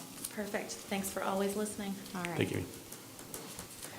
All right, so now we're going to go back to, Jeremy, you want to present this, please? Well, I was gonna tee that off, but, basically we have two conversations. We have the conversation of the right-of-way conversation for the businesses that, were closed during the pandemic. Separate conversation, but interrelated again. The other part of it is kind of the temporary signage that we've talked about with, open houses or special events. I think our building department, Jose and Lynn, have done an outstanding job of trying to put something together for us to either tear apart or come to consensus on. They put together an application and kind of some rules based on the conversation that I've had that I felt comfortable at least presenting. And so just a couple of the highlights of that application is there would be an application based on some kind of special event, weekend event, or even, a big run. You could come in, ask for a permit, $25, $10, whatever you guys feel the fee would be. We suggest $25, I believe, or something around there, so that way it'll cover the cost of the administration of this program. In this packet, you'll see that it's based on 2 times a year. I don't think that covers, that won't cover the open houses. I mean, like, I know Waterway Village is one that expressed their concern about not being able to put out signage like that, so 2 times a year wouldn't really help their concern. You'll see a lot of times 2 times a year is based on like a garage sale, and so that way you don't have flea markets every weekend. You only allow them to do it twice a year. So maybe there's some consideration that you guys might want to allow, change that number from 2 to something different. The other one, that there was 10 signs per event, that may be excessive. Do we want signage everywhere, every weekend and so 10 seems to be a lot, so maybe that number could be changed. Also the size of the sign, I know this probably set us back a couple months during the sign conversation, but the size of the signs, we have 3 by 3 in here. Just to give you guys a little bit of perspective, this is 2 by 1.5. So, 3 by 3 might be excessive. You may want to, keep it limited to something like this for an open house. It also, opens the conversation a little bit about Waterway Village. I mean, I know they do their flag signs, and so are we going to have it very specific on what they can do? Or are we gonna allow them to put those flag signs up? And, also with those flag signs, in this program, they're talking about putting a sticker on there, so that way if code compliance is driving around, it's very easy. They can see the Tequesta sticker on there, know that it's approved, don't have to, shuffle through a lot of paperwork as they're driving through. If you do those flag signs, obviously that would be something to consider. We might not be able to put on those flag signs. What's a So, flag sign? It's like a stand. yeah, like the stand-up one, it flaps in the winds. I call the flag sign. It might be Like a something. feather banner? Yeah, It what do you bends like call what do you this. call those? Oh, Jose? yeah, they're absolutely banned completely. Why are they, when you say they're there in Waterway Village, is that not the village? Historically.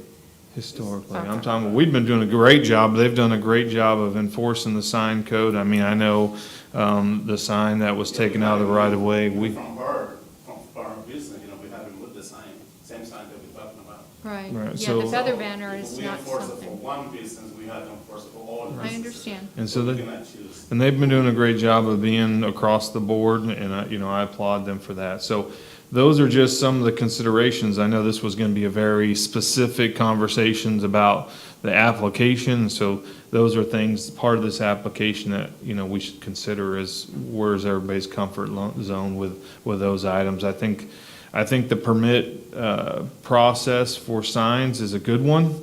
I think that would be the recommended. That'll kind of get us out of that conversation about political signs and where those are allowed. It's gonna be very specific to, businesses and special events. And so with that, I'll turn it over to you guys for conversation, feedback, and direction.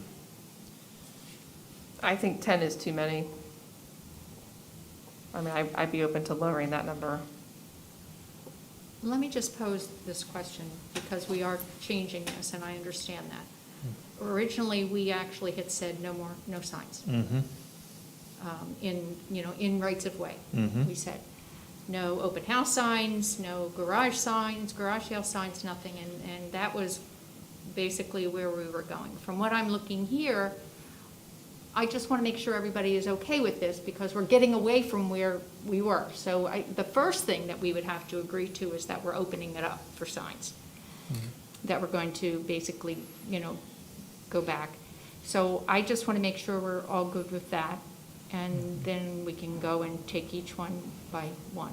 Well, I'll just say, this isn't necessarily staff's recommendation. This was something that Right. council wanted staff to look at, so we came up with an option. I mean, we did and I talked with Jose multiple times about this, alls we want is whatever you guys have a vision for the village as far as signage, we just want to be consistent across the board. So if we don't want any signage, it'll be no signage. It won't be, no open houses. I mean, I know they're working weekends and stuff now too. If we want to allow it, let's figure out the process, and we're going to be consistent. And so, for staff, I mean, we didn't bring this up. This was something that council wanted No, us to I consider, so. understand. For me, it's allowing the village to at least regulate it to some extent. I do see number 5, has some regulations on such signs shall be placed at least 20 feet from any other off-premises special event sign on the same road of the same side of the road. I mean, 20 feet is a little small, but, I can understand if we didn't allow X amount of, once there's so many signs permitted to be for that weekend, that's it. Like, once it runs out, that's it. That way maybe you don't get 10 open house signs, for example. Not that ever happens, but, first come, first serve. But how could that be enforced? Who gets there I first? know. I mean, when we talked about this last, first of all, we have a process for garage sales. Right, you So did. my thought was that this was not superseding that. We weren't touching that. We were leaving that in place as it currently existed, because you have to go and get a permit at no cost now. But now they can't put signs out either, so. Well, they just can't. no, what I was It saying can be is, on we the had a property. process for the garage sales. I didn't think we were touching that. I thought we were gonna leave that as a standalone item. But my understanding of this, when it was brought up, Lori, was, for example, the community, your neighborhood wants to put out a sign notifying people that there's a meeting, or, Pine Hill or whatever it is, they want to do the same kind of thing. So it was an attempt to allow for some of that activity to continue in a responsible manner and pursuant to the direction Keith gave us. If we did it for one, we were going to have to open it up to, a broader range of people to be able to communicate. So I think the question is, again, going back to your point, Abby, it sounded like from the last meeting, the feeling was we wanted to allow some signage to occur under very controlled circumstances for very specific purposes. So the way I'm looking at this is, do we have a basis here that's functional that people are comfortable with? Is that a fair analysis or summary? Yeah. I mean, I would actually be open to tightening up the application as it's being presented. Another example, and I'm not just talking about realtors, please don't rope just realtors into it. Aside from HOAs informing residents of their own territory, if the church, for example, Good Shepherd, it's a little tucked back there. If they do anything for a fundraiser Oh, for the I only school. spoke to the neighborhoods because you brought that up. I know, specifically, and that's but- one of my that's Yeah. one of my examples. I'm just saying, this has nothing to do with just realtors. Right, It's right. kind of everything, but even for a church, if they just wanted to put one sign on the corner, they don't need one on every four corners. Again, that could be part of the regulation. Special Easter One service. sign. But usually, even the HOAs, they usually schedule out their meetings pretty much a whole year in advance. I mean, a lot of times, these things could be permitted much far in advance, and you can regulate, I would think that the village could regulate how many are out there. So yeah, first come, first serve. I'm fine with that. I know it's little, Well, you gotta be open to everyone. when you guys but- are ready for me, I'm I'm getting. Can't wait. Why don't you just jump in, Keith? Yeah, why don't you just,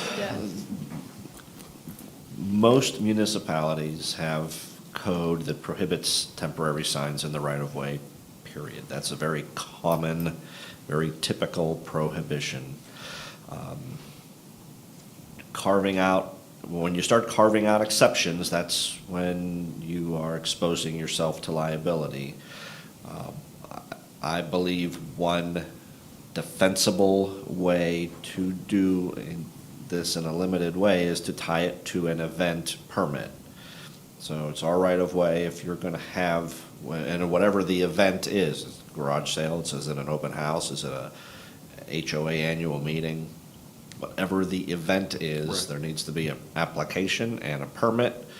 And the village has to have control of, and they have to be tied to that special event permit. I like the idea of marking the sign somehow so that Mm-hmm.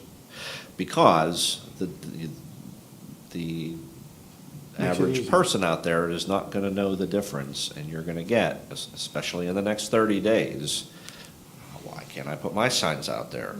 And quite frankly, the law allows the government to regulate commercial speech to a greater extent than non-commercial speech, and we're almost going the other direction. We're kind of finding ways to allow commercial speech, but we don't want the non-commercial speech to go with it. So that, in that respect, it's sort of backwards. You're allowing open house, you're considering allowing, certain commercial activity to have signage in your right-of-way, but we're not, we don't want any of the non-commercial stuff in there. So that's why I think it has to be tied to a special event, whatever you want, however the application, whatever the permit is that you want to call it, it has to be tied to a permit, an event that's permitted and approved by the village. I like the idea of having some type of fee associated with this particular type of permit. But it really has to be a special event. And you can include garage sales and open houses and all that stuff as a special event, but if you want to put a sign in our right-of-way, it has to be tied to that. And that's why you're allowed to put it in the right-of-way, because it's been associated with a limited time event and it's been permitted and approved. But beyond that, I would advise you to exercise great restraint and great caution. Keith, with respect to the garage sales, like, for the boat permits, we did this, we said there's no fee to a Tequesta resident. And we said for the garage sale, the existing process, we don't charge a fee to a Tequesta resident, right? So would there be a problem if in this new if we were to do something that was broad-based to include garage sales, if we exempted the garage sale from the fee, In my opinion, you need to capture the garage sale with all of, if you're gonna, for the purpose of allowing the signs to go in the right of way, if that is that important, that the sign has to be in the right of way, then I think the garage sale I think slicing it by, why is a garage sale different than a, HOA meeting? I don't know that that's a defensible distinction in terms of being allowed to put a sign in the right of way, because the sign is gonna be the same size and it's gonna be in the same, it's gonna have the same location restrictions, but, one is advertising a garage sale, and one's advertising an HOA meeting, and yeah, I think there's no way to defend that One was an distinction. individual taxpayer, a resident, and we were trying to not.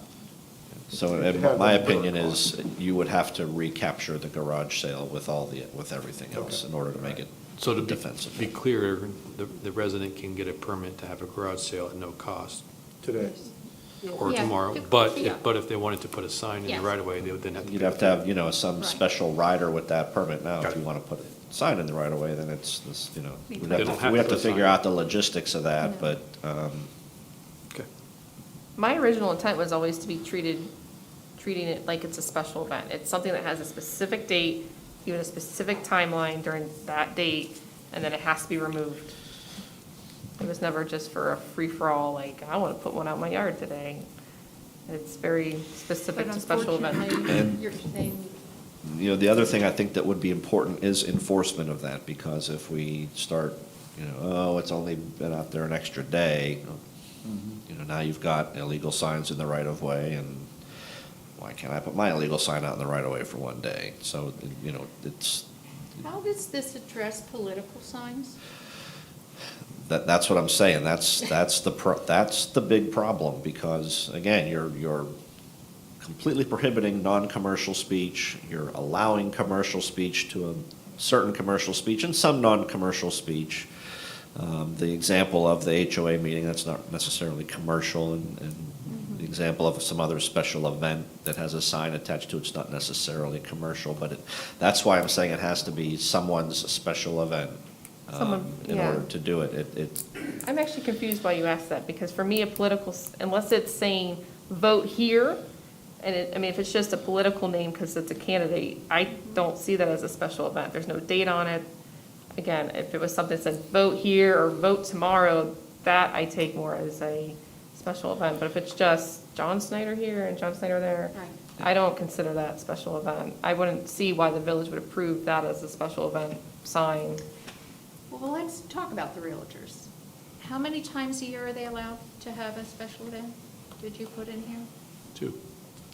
In here, We can in this No, particular. no, but what I'm trying to say is, Yeah. The council can decide. no, I just was curious. I just wanted to ask the question because does that mean 2 times for that house? That they, let's say we say 2, or does that mean 2 times for that realtor?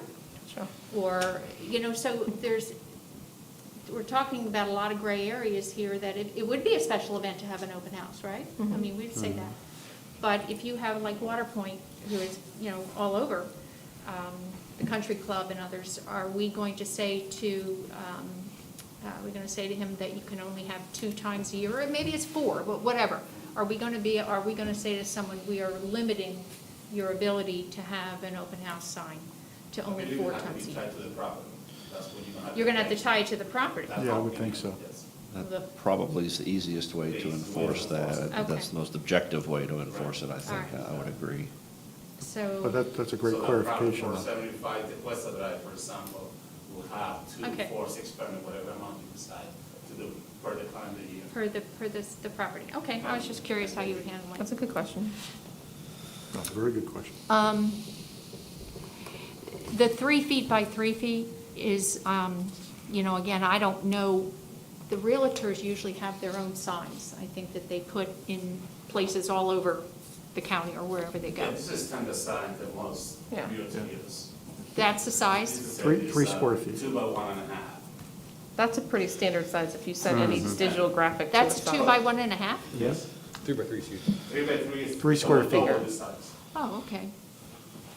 I didn't realize What that you was can allow is 1.5. 2 by 2, 2 by 3, 3 by Uh-huh. 3, but no more than 250, that's my recommendation, that's the maximum. I think that one's I fine. prefer that. I don't want to go any bigger than that. Yeah, well, he has 3 square feet in here, and that's exactly what that sign is. Yeah, Oh, it's 3 square feet, not Yeah, 3 by 3? Yeah, yeah. Oh, okay. And that's a With- standard sign. I mean, everybody pretty much uses that particular sign, I would say. Yeah, I think the 10 for any event would be way too much for any particular event. Let's see, why Thursday through Sunday? Why not Friday? Well, I would even- I would suggest that we do like 24 hours prior to the event, and 24 hours after, so that way, I mean, if they do a special event on a Tuesday night, you're not limited to the days of the week. I mean, we threw that out there for your consideration, but I think more of a, 48 hours prior and no more than 24 hours after, or some combination, I think would probably be more appropriate. I mean, if she has a special event at Oceana Coffee on a Wednesday, her advertising on a Friday, Saturday, Sunday ain't gonna help her much, probably. I would say 48 hours prior to and 12 hours after, because once the event's over, there's no reason for that sign to linger. I would like to talk to a couple different businesses on the Yes. timing on But that. you can get some input from that, because yeah. Yeah, I think this will be very similar to the other item, and we'll bring it back for another workshop after we kind of, hopefully come to consensus on what it is, get some feedback from the businesses after this, and then we can try to iron it out more. I'm just thinking of a couple things a couple of local churches do a couple different events as well, from the Strawberry Festival to Halloween. And so they put things out to greater than 48 hours, so sometimes it's Okay. out weeks in advance, so. But is that okay?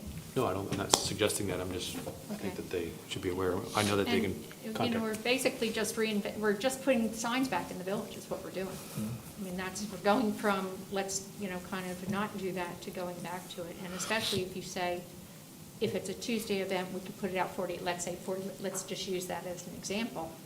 So we're not even saying, okay, here's the weekend, and here are the events, and here are the things that are going on. We are basically just opening up to signs again, I think. We're just going to regulate it better and, apply but so for instance, Amy, you're here, so I'll ask you this. You do events all the time, but you do a lot on social media. We do a lot on social media. Right. So if you were only able to do it 2 times a year, let's say to 4 times a year, whatever, would you be able to pick and choose and how you would choose to do that, or is that just not going to work for you? That's completely useless. Thank you. Yeah. Yeah. So it's kind of an all or nothing. Kind of. I mean, if you have something going on like Tequesta Fest or the chili cook-off, or that's a big event. Like you want to put signage out and let people know, the whole purpose is to get people to attend, right? For instance, like the chili cook-off sign on US 1 and. US 1 and Bridge Road, that's a huge sign that's there Right. months. Right. Right, and you'd be taking that away then? That- mean, Yes, that would we kill have that taken event. that, we have taken that away already. People, I think, especially events like that, knowing from experience, you do need time to plan those events and make people aware that it is happening. Everyone wants to support the firefighters, everyone wants to come and have some chili and drink some great local beer. If people don't know it's coming, they can't plan, your attendance is gonna be really poor. Right. And that's And basically, if your sign is 3 square feet, many people aren't gonna see it. and that's kind of where I See, was this is where coming we at kind the of, beginning. it just, I got a lot of feedback, not just from business, but from residents, just, there is a big chunk that still relies on some signs for special events. Again, we don't need every type of sign, but just like, I'll reuse Good Shepherd again, because they're so tucked back. If they don't do a whole lot, but when they do, isn't it great if the community can actually just see it on that one corner of Seabrook, for example, for one sign, and it just helps, because no one drives by there that much, and it helps support them. Whether it's a business, and then again, I go back to the bridge, I just feel for the businesses. It's coming, and how are we gonna help them right now, in the near future? Or we're just gonna keep eliminating everything?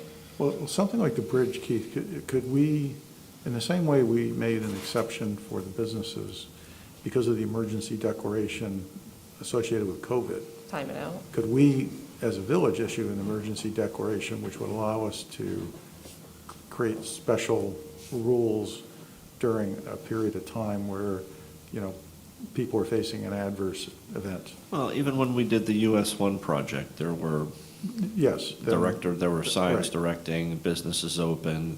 That's, in my view, when you are trying to get your code where you want it, you should be thinking about business as Normal, usual. right. This is what we want, you know, not worrying about that, because Right. there will be ways to deal with Those the, circumstances. from time to time, unusual emergency Right.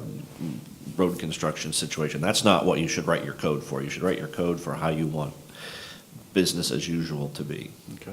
I guess the short answer is yes, there will be ways to deal with those special circumstances from time to time. That's not what you should be, Yeah. that's not how you should write your code. I'm still in my referring to opinion. special events though, even during that time. Not just an everyday sign. But you're right, if it's the Episcopal Church, not putting it up 48 hours ahead of time is not going to really help them drive people there. It's to not, even but it's not know. gonna help them not having anything. Right. It's No, not- that's what I'm saying. You know, it's going to be tough. So what direction do we want to give them as far as reworking this? Or do you want to wait until Kyle has a chance to have some further conversations with the businesses? Yeah, I've been on talking, so, Would you do that? yeah. I think that might be a good idea. Let's get the other perspective here and include what we've heard from Amy today as well, and just look at the whole picture. And since you're working with the chamber and everything, okay. I'd even be open, this is for Jose, I'd be open for having on the application that the sign has to have a day or date of the event. So this way it's not just a general advertisement, it's very specific to the event. I'm smiling. I'm listening. It's, Can't see me. I just look at this and we don't want to do something that we can't enforce. Yep.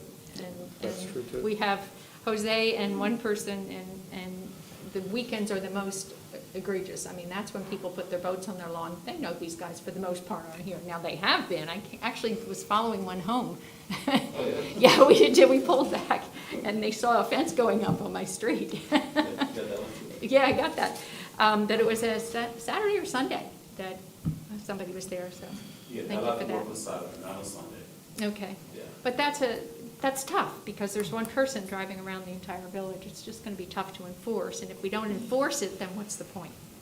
And I agree with that. I think we have other enforcement issues too, but I like the sticker idea, especially if it's Yeah, a the sticker specific, idea like a is gold great. sticker with the Tequesta emblem or something on it. Okay, well, we'll table Maybe this until we initially. can get more information. Okay, we'll go forward with this.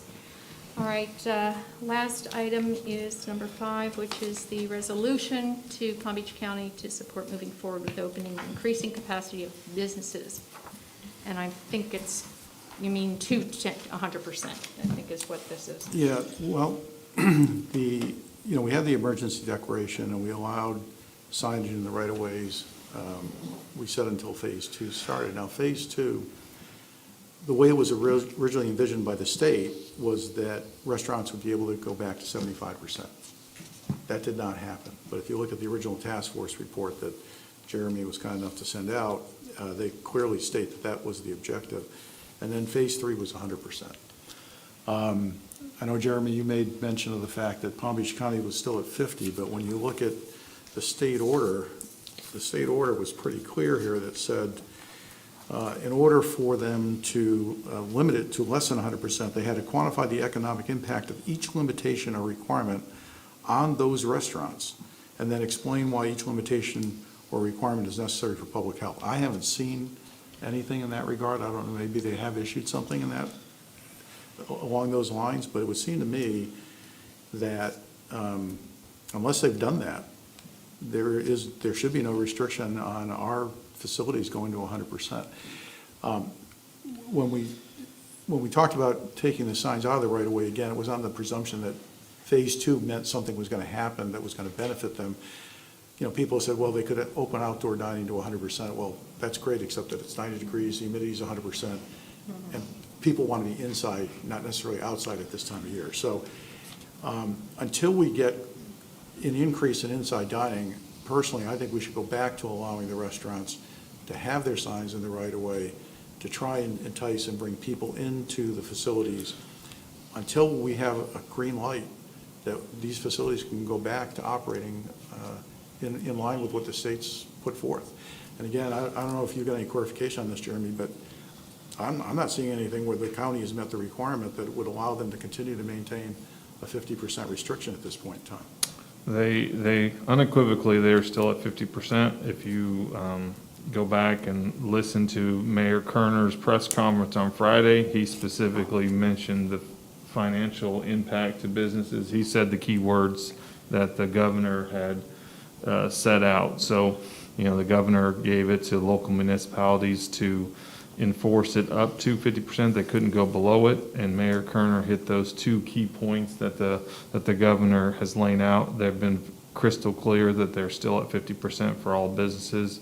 All businesses are allowed to be open right now, though, and so we're at that stage that you had discussed before about trying to get to increased capacity. The Palm Beach County Commission is not meeting this week. They will meet next week, which is the 5th or 6th, whatever that Tuesday is. I forgot. 6th. That is their next meeting date where they will discuss and even consider. I mean, I don't know if they'll consider it. I mean, I know they'll discuss it. I don't know if they'll vote yes or no, but Mayor Kerner said that, it would take the county commission to vote on it, and they would look at all the factors that, that go into it. So what I would like to suggest to the council is, one, we allow the restaurants, businesses to put their signs in the right of way until such time as that 50% limitation is changed. And two, that we put forth a resolution to the county advocating that we move more aggressively to open these businesses fully. At the very least, I think we should advocate an increase to 75% immediately and 100% no later than November 1st, the start of the season. That's when the restaurants make their businesses, and we've all heard the reports about how many local businesses have suffered, how many are going out of business. Also, the restaurants need to gear up for the opening of season. They have to hire people, which is, I know from talking to a number of restaurant owners, is very challenging at the moment with the continuation of unemployment benefits. And they also have to staff, get inventory in place, food product in place, and everything else in anticipation of, having basically full operating capacity. So that would be my suggestion to the council for consideration. Mayor, I think you have a public comment on this as well. Did you? Oh, I was just gonna ask the question where that official document was stating, from what I understand is what was said, if there's no, you have to really show a financial, you have to show a reason why a business cannot go up to 100% capacity. That was my I was understanding. wondering where that was written that said. Well, they've just left the order in place that they had with the 50%, as far as I understand. So I don't think they've justified which businesses are 50%. Question the Palm Beach County, but I just know unequivocally it's in place at 50%, and they haven't backed off of that yet. Now, whether people challenge that validity and make them justify all that, I don't know that it's our place necessarily, but. But I thought his order superseded all of the local municipalities. That's what I read. Well, the governor allowed municipalities to enforce up to 100, anywhere from 50 to 100%. So any local municipality, the county couldn't go back and go, oh, only 25% occupancy. They have to at least allow 50% occupancy, and then could go all the way up to 100%. However, if they keep it at 50%, they are supposed to justify the economic impact and all that. And I'm guessing that's what they'll do on the 6th, is they will discuss those and whether they can justify that or not, but they have left that order in place at 50%. I'm not saying I agree or anything either way. I'm just saying that's what we have to enforce currently, is the 50% occupancy. Keith, you may want to weigh in on this, but the order actually is very specific. It says, if a restaurant, now we're not talking about all restaurants, cumulatively, it says if a restaurant, meaning any single establishment, is the way I read this, is limited to less than 100% of its indoor capacity, such COVID-19 emergency order must on its face satisfy the following. This is the exact language. Quantify the economic impact of each limitation, not cumulatively, each limitation or requirement on those restaurants, in essence, so affected. That's my little add-on. And explain why each limitation or requirement is necessary for public health. I agree with you. I don't believe that's been done. So I would argue that the mayor at this point is in violation of the executive order by the state. But Keith, maybe I'm wrong. Maybe you're right, maybe you're wrong. I mean, there's, short of filing a lawsuit and going to court over it, you're not gonna, there's nothing that this council can do in terms of overriding that. You can't, you could adopt a resolution that says all of our restaurants can be at 100% capacity. That is, in my opinion, a meaningless resolution, and if your businesses choose to abide by that, it's at their peril, and if they're found to be in violation of the county order, then, Well, that's why I was encouraging. My the point county. is, you have, short of litigating that question, there's nothing you can do to change the place that Palm Beach County is in right now. Well, that's why I was encouraging the council to put forth a resolution to the county, urging them to take action and do it quickly. Well, I have some thoughts on that. Does council, from consensus standpoint, which means 5 of us, agree with Councilmember D'Ambra about going to 100%? I think that's basically what you're trying to accomplish. Ultimately, But that is that's pretty much what I hear you saying. Would that be correct? Well, what I was saying, either 100% or if it had to be in 2 steps, 75% immediately and 100% by November 1st, the start of the season. All right. 100% would be ideal, but if not, there Well, would be. I'm looking at this as instead of a resolution. So I need to know if council is agreeing with this, because what I think might work better will be a very carefully worded letter, not a resolution. That's kind of throwing a line down in the sand. I don't think that will help us.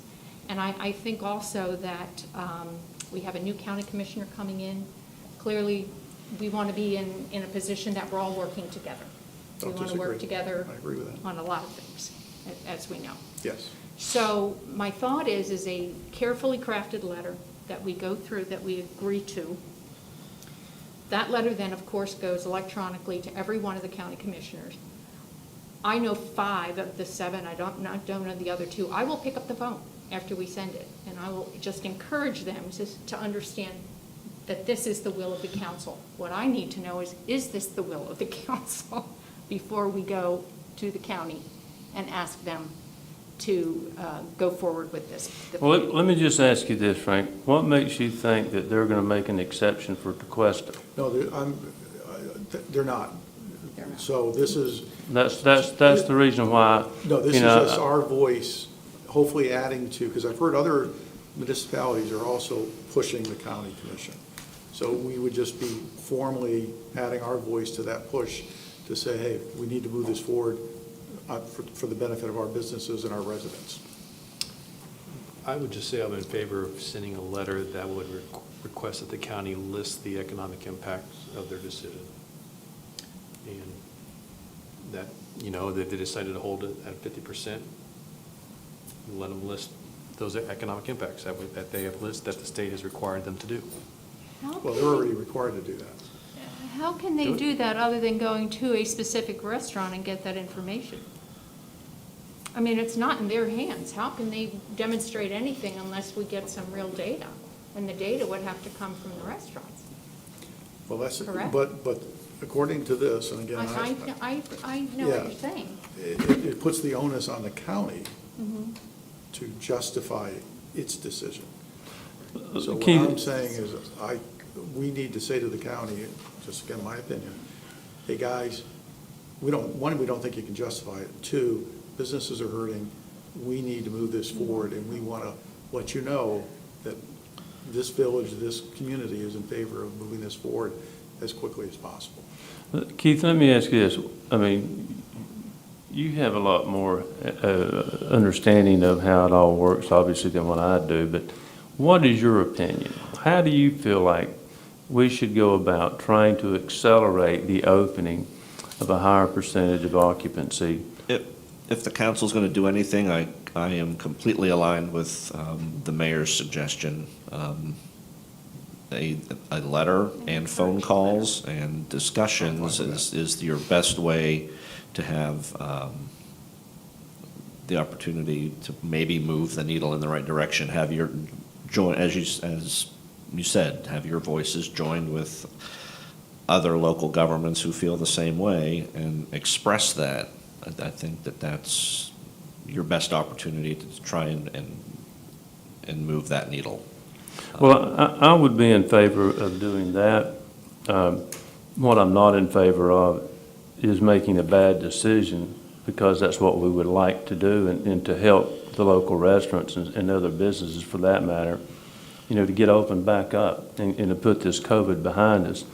But what I don't want to do is to make a bad decision, and we got to base it on the statistics and how they're making these decisions. I mean, they're just not pulling this stuff out of the air and setting dates and guidelines. They're using data that they have accumulated on every day to make these decisions on whether or not it's safe to open back up or not. And so you have to rely on them to a certain extent, that they're making the decisions based on the welfare of the general public. And so, we're all anxious to go back to a normal life. I mean, I don't think there's anyone out there that would say anything otherwise. So I'm an advocate of trying to move the needle, but they're not going to move the needle until it's safe to move the needle. Precisely. And so we can wish and hope and pray, and this poor lady out here has been suffering, along with thousands and millions of other businesses across this country and throughout the world for that matter. They're all ready to go back to a normal lifestyle. God knows I think everyone is. So, I'm all for doing it, but, we can't do it until they authorize us to do it, and they're not going to do it until it's safe to do it. Right. But I think what Councilmember DeAmber is asking, and I wouldn't say in there, Frank, that by November 1st this has to happen. I think, again, that's kind of drawing a line in the sand that that's not going to help us. That's not going to help get where. But to give them our opinion, our strong belief in our businesses, our strong belief that they want to get back, and we would like to see them. And we can, again, it would be carefully crafted. It'll say the right things. I'm fine with that. But I just don't think we should sit here and not I understand. do You want to anything. make, you want to We do need something. to So be Jeremy, vocal, and we need to be can we work on that letter? out there. Absolutely. We can draft up something. Yeah. The only other thing Is that I wanted okay? to address was the sign request once you're ready for that. Say that again? Mr. DeAmber had a piece in his ask about signs again, and I just wanted to circle back to that when you're ready. I just said because Phase 2 did not actually materially change anything. Oh, I see what you're saying. That was the very first thing I said. I thought that we should once again permit the restaurants to put, a sign in the right of way as we have during this emergency period, this emergency declaration, to allow them to try and draw customers in, because I know a lot of them are still hurting. And I think everyone I've talked to felt like, as you've indicated earlier this evening, that was beneficial and was helping their businesses. My only comment at this point in time, you're 30 days away from a presidential election, and it will be extremely difficult for the village to justify allowing that commercial speech and not allowing the non-commercial speech in the same place, and your rights of way will be filled with political signs, and I'm not sure there's anything we can really do about that. If we're making exceptions If you're elsewhere. making an exception, it's just that the timing is really bad right now, because that's where we are and that's what's going to Well, happen. the only thing, Keith, is when we had this in place previously, we were removing political signs that were put out there during the primaries.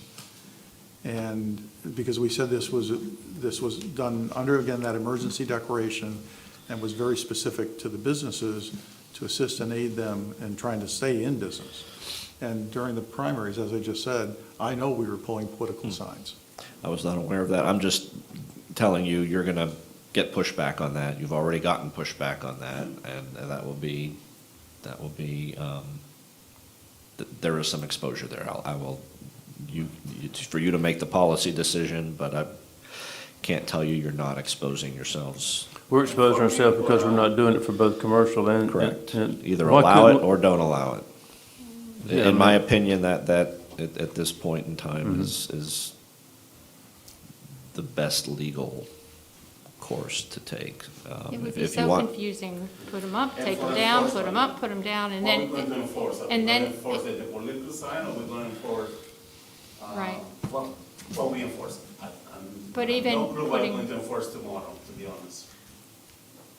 After this meeting. Aren't individuals going to put up a political sign if they want to? in their lawns. They most certainly People can. That are putting them in the right of way, they're gonna continue to put them in the right of way. And they will continue to be taken out. Right, but in a business standpoint, you can't because you'll be fined. In the stance of someone just making their political opinion, they're just going to litter the streets anyway and cause more work and cause more, you see what I'm saying? Like, it's, the people who are not being regulated are gonna do it anyway.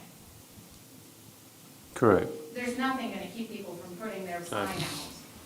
So I think if you allow the businesses to do it, if that's for an actual purpose.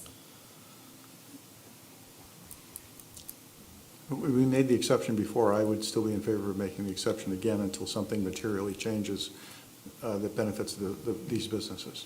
Well, I'll certainly agree with you on that. Anything that we can do to aid in the success or to help any type of business, get through this situation that we're in, I would be for that. Any kind of signage and stuff that we can mutually agree upon. I'm going to be in favor of it. Well, we had guidance out there for them previously, so it would just be going back to what the policy was previously. So when we get a property owner that comes and says, that has a right of way, a political sign in the right of way, and says, if you come touch that sign again, I'm gonna sue you because you're allowing the business to have it in there. Yeah. What should the staff do? Pull the political sign, just say the council made an exemption under the emergency declaration specific to businesses only, to help those businesses to see their way through the pandemic. Okay, if you're willing to, I mean, like he says, we open ourselves, if we're willing to take on that chance, we can do that, no problem, but that's your guys'. But what I'm saying, we've already done, we were doing it for the last And 3 we or were 4 months. challenged on it, Frank, But we pulled the signs anyways. until we realized that we thought we were going into another phase. Once We're we gonna go into once we safe- got challenged, we didn't do it again. We So we left it because it was only, It was a it was a challenge. Friday right before the election. Okay, I was not We even aware of addressed that. it with Yeah, Keith we on got a it. late Friday, so by the time Monday came around, we let it sit for one day until the election. But once we were challenged, we didn't play that card. So if you guys are willing to take that challenge as a council, we will do that. But just know that, it's at your guys' request. And Keith, in your professional opinion, would we win that or lose that? In my opinion, you are exposing yourself to a situation that would be very difficult to win. Under my understanding of current case law, you do not win that Well, I fight. certainly don't want to open ourselves up to any kind of legal issue That's- over it. It's not worth it. The only thing that I would like to maybe do is we have these signs throughout the village that say, stay home. And they're in our marquee spots and they say, stay home. And I think that's something that we can change the message on. Be responsible. 100% of our businesses Shop are local. open, shop local. I mean, something what I that You to could- let yeah, you people could change know it to shop local. Yeah. that we're open. We're open in Tequesta. We're responsible. I'm always in favor of changing them because they get stale. Yeah. People don't even I look just at think them. that's something that at least we can do that. Well, Keith, Yeah, what if we did support this? your local businesses. What if we allowed the business signs and we just went along and addressed the political sign as we did previously? And if it comes up when we're challenged, then we, But it costs money. I mean, my concern is that it sounds like it's good, but I mean, not to, take money out of Keith's pocket, but I don't want to put it in there either if we're going to Well, be in a I've given you situation. my opinion. I don't know how else to answer it. I think, Keith, I know. Well, couldn't we you allow have- both of them, Keith? I mean, couldn't we allow the political signs well, along with? that's what I'm saying. If you're going to allow it, Well, you this got to just- allow it. Well, let's just do that. I mean, I'd be in favor of doing that. I mean, we've got to help these people out, and if they need signage out there, then allow the political signs. They're not going to stay out there You forever. allow the political sign, you allow the business sign, you allow any other signs. by the way, you're gonna select which signs you're gonna allow. Either you just allow all the signs or none. You cannot choose. Well, so, I mean. Right, you're either gonna allow it or you're gonna, right now, your code I'm okay says. either way. I'll be glad to enforce it either way, but we just need to know. Well, I apologize. I don't know the previous history that got us to this point to where we're at. So, I mean, I don't know if we want to get engaged in all that or not. From other conversations, I've heard the signage thing has been going on for years. 9.5 years. I mean, were inundated or, you know, were signs everywhere and that's the reason why all this stuff got started? Is that what the problem was? There was a lot of excess signage in the village that people would put up, not take back down after an event was over, and it was left, you know, for the village employees to clean up the mess. So that's where it originated from. But, you know, again, there's a cost. When you look at COVID, yes, there's a cost to the pandemic, but there's also a cost to the businesses and everyone else. And, you know, those costs are extreme in many cases as well. Some have argued they're more extreme than the actual impact of the virus itself. I'm not in a position to judge that. But, you know, we know businesses are going under. We know people have lost jobs, et cetera. So, again, that's why I'm such a strong advocate of trying to do what we can to help the businesses. And, again, we put the policy in place last time, Keith. At the time, I don't recall there being an issue about other signs beyond those that we made an exemption for. We did it under the, you know, the emergency order. And obviously, Palm Beach County is doing certain things under emergency orders that I have some issue with, but we're being told we have to abide by them. If we have to issue an emergency declaration of our own or do something of our own to make this legal, I'm in favor of looking at whatever avenues we have open to us. So the only other thing I would say is these cases are very fact-specific. Back at the beginning, when we were talking about this the first time, it was at the point in time when everything was shut down and certain things were starting to be allowed to reopen at all.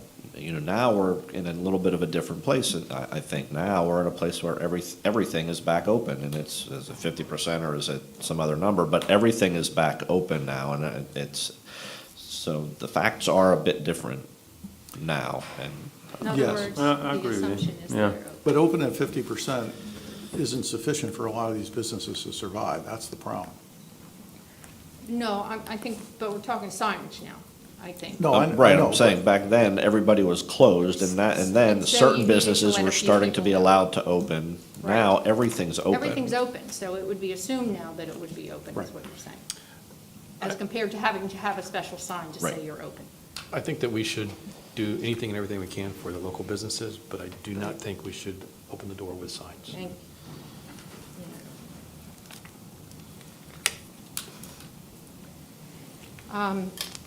Well, part of your job. I'll say it, yeah. Is going to be, as you're looking at all these Yep. things that can be worked out, let's look at this possibility. What we, you know, it ends up is that one person has a nice sign, the next person's sign's falling off to the side, the next person's signs, there's flutter banners. Now we look at the used car lot along US 1, and it just, you know, and you know, Jose, it just, it was so much easier to say, okay, enough. All right? You have a sign on your building, or you have a sign on your marquee, and now, like you're pointing out, Keith, businesses are now open again. It's not a matter of, there's only a few open anymore. So I hear what you're saying, Amy, I do, but you have to look at the bigger picture. Yours are very tasteful looking, but that's not what happens. I'm And, totally in favor of a sign approval process and a sticker or a barcode or something Okay. that shows that it has been approved. Okay. What I'm saying is, down the track, this bridge closure is going to be a major Yep. problem. So I think anything that we can do proactively, thinking about the future, you know, marketing campaigns, whether there are some sign things that are allowed, Mhm. it's just saying no signs, like I said, you know, a sign with no business is a sign of no business. If that's what we're saying for all of the businesses in Tequesta forever, I don't think it's very forward thinking, future thinking. Like, I think there's an opportunity to drive some revenue here possibly, And it would be something that people would be willing to pay for and support. So that's where I'm asking, it's not just about this right now, and it's certainly not just about Oceana Coffee. It is about this village and the strength of the business community. I would hate to see more closures. You know, that doesn't impact just the businesses. They close their doors and they're gone. But if you have a town where 50 to 60% of your places are not open anymore, that certainly impacts everyone. It impacts property values. It impacts your way of life. Sure. Okay. All right. I think we'll table this at this point, and we're going to go back to Mr. Kyle. Going to get all this together for us. Perfect. Vice Mayor can handle all this. Thank you. And we'll get that letter drafted, and then I'll start a telephone campaign as well. And Well, obviously, if the county commission moved quickly on this, and that would resolve the problem. well, I think that I think Enlargement Dave of- got, he got a lot of criticism when he was making decisions right up front. Now, I think what happened, the governor came out, it was a surprise to them that he came out that way, and I believe he is now waiting to get back with his commission to make sure that he has a buy-in from them. And that makes perfect sense. I can understand him doing that. But in the interim, we can be sending our support Yeah. for taking care of our businesses and trying to open everything as safely as possible, as soon as possible. Yep. Okay? So one of the things, I know Risa came and did a video for you with regards to the chamber.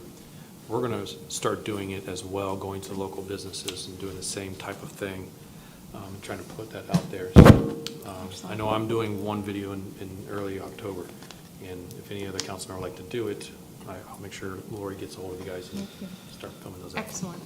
Try to promote who's here and why. No, we have 3 years, and it has to be proactive. We don't have a full 3 years, but we hear you, and we know it. And we've been talking with them. I don't know if you're a member of the chamber yet, the Hope Sound Chamber.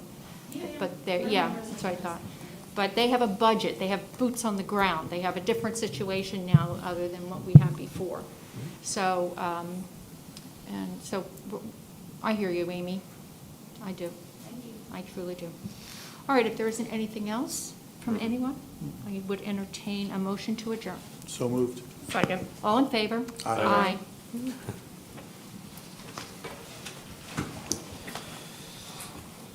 Jeremy? Yes, sir.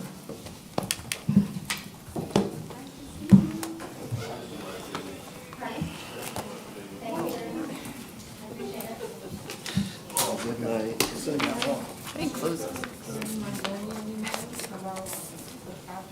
I did, and I asked him, I said, have you heard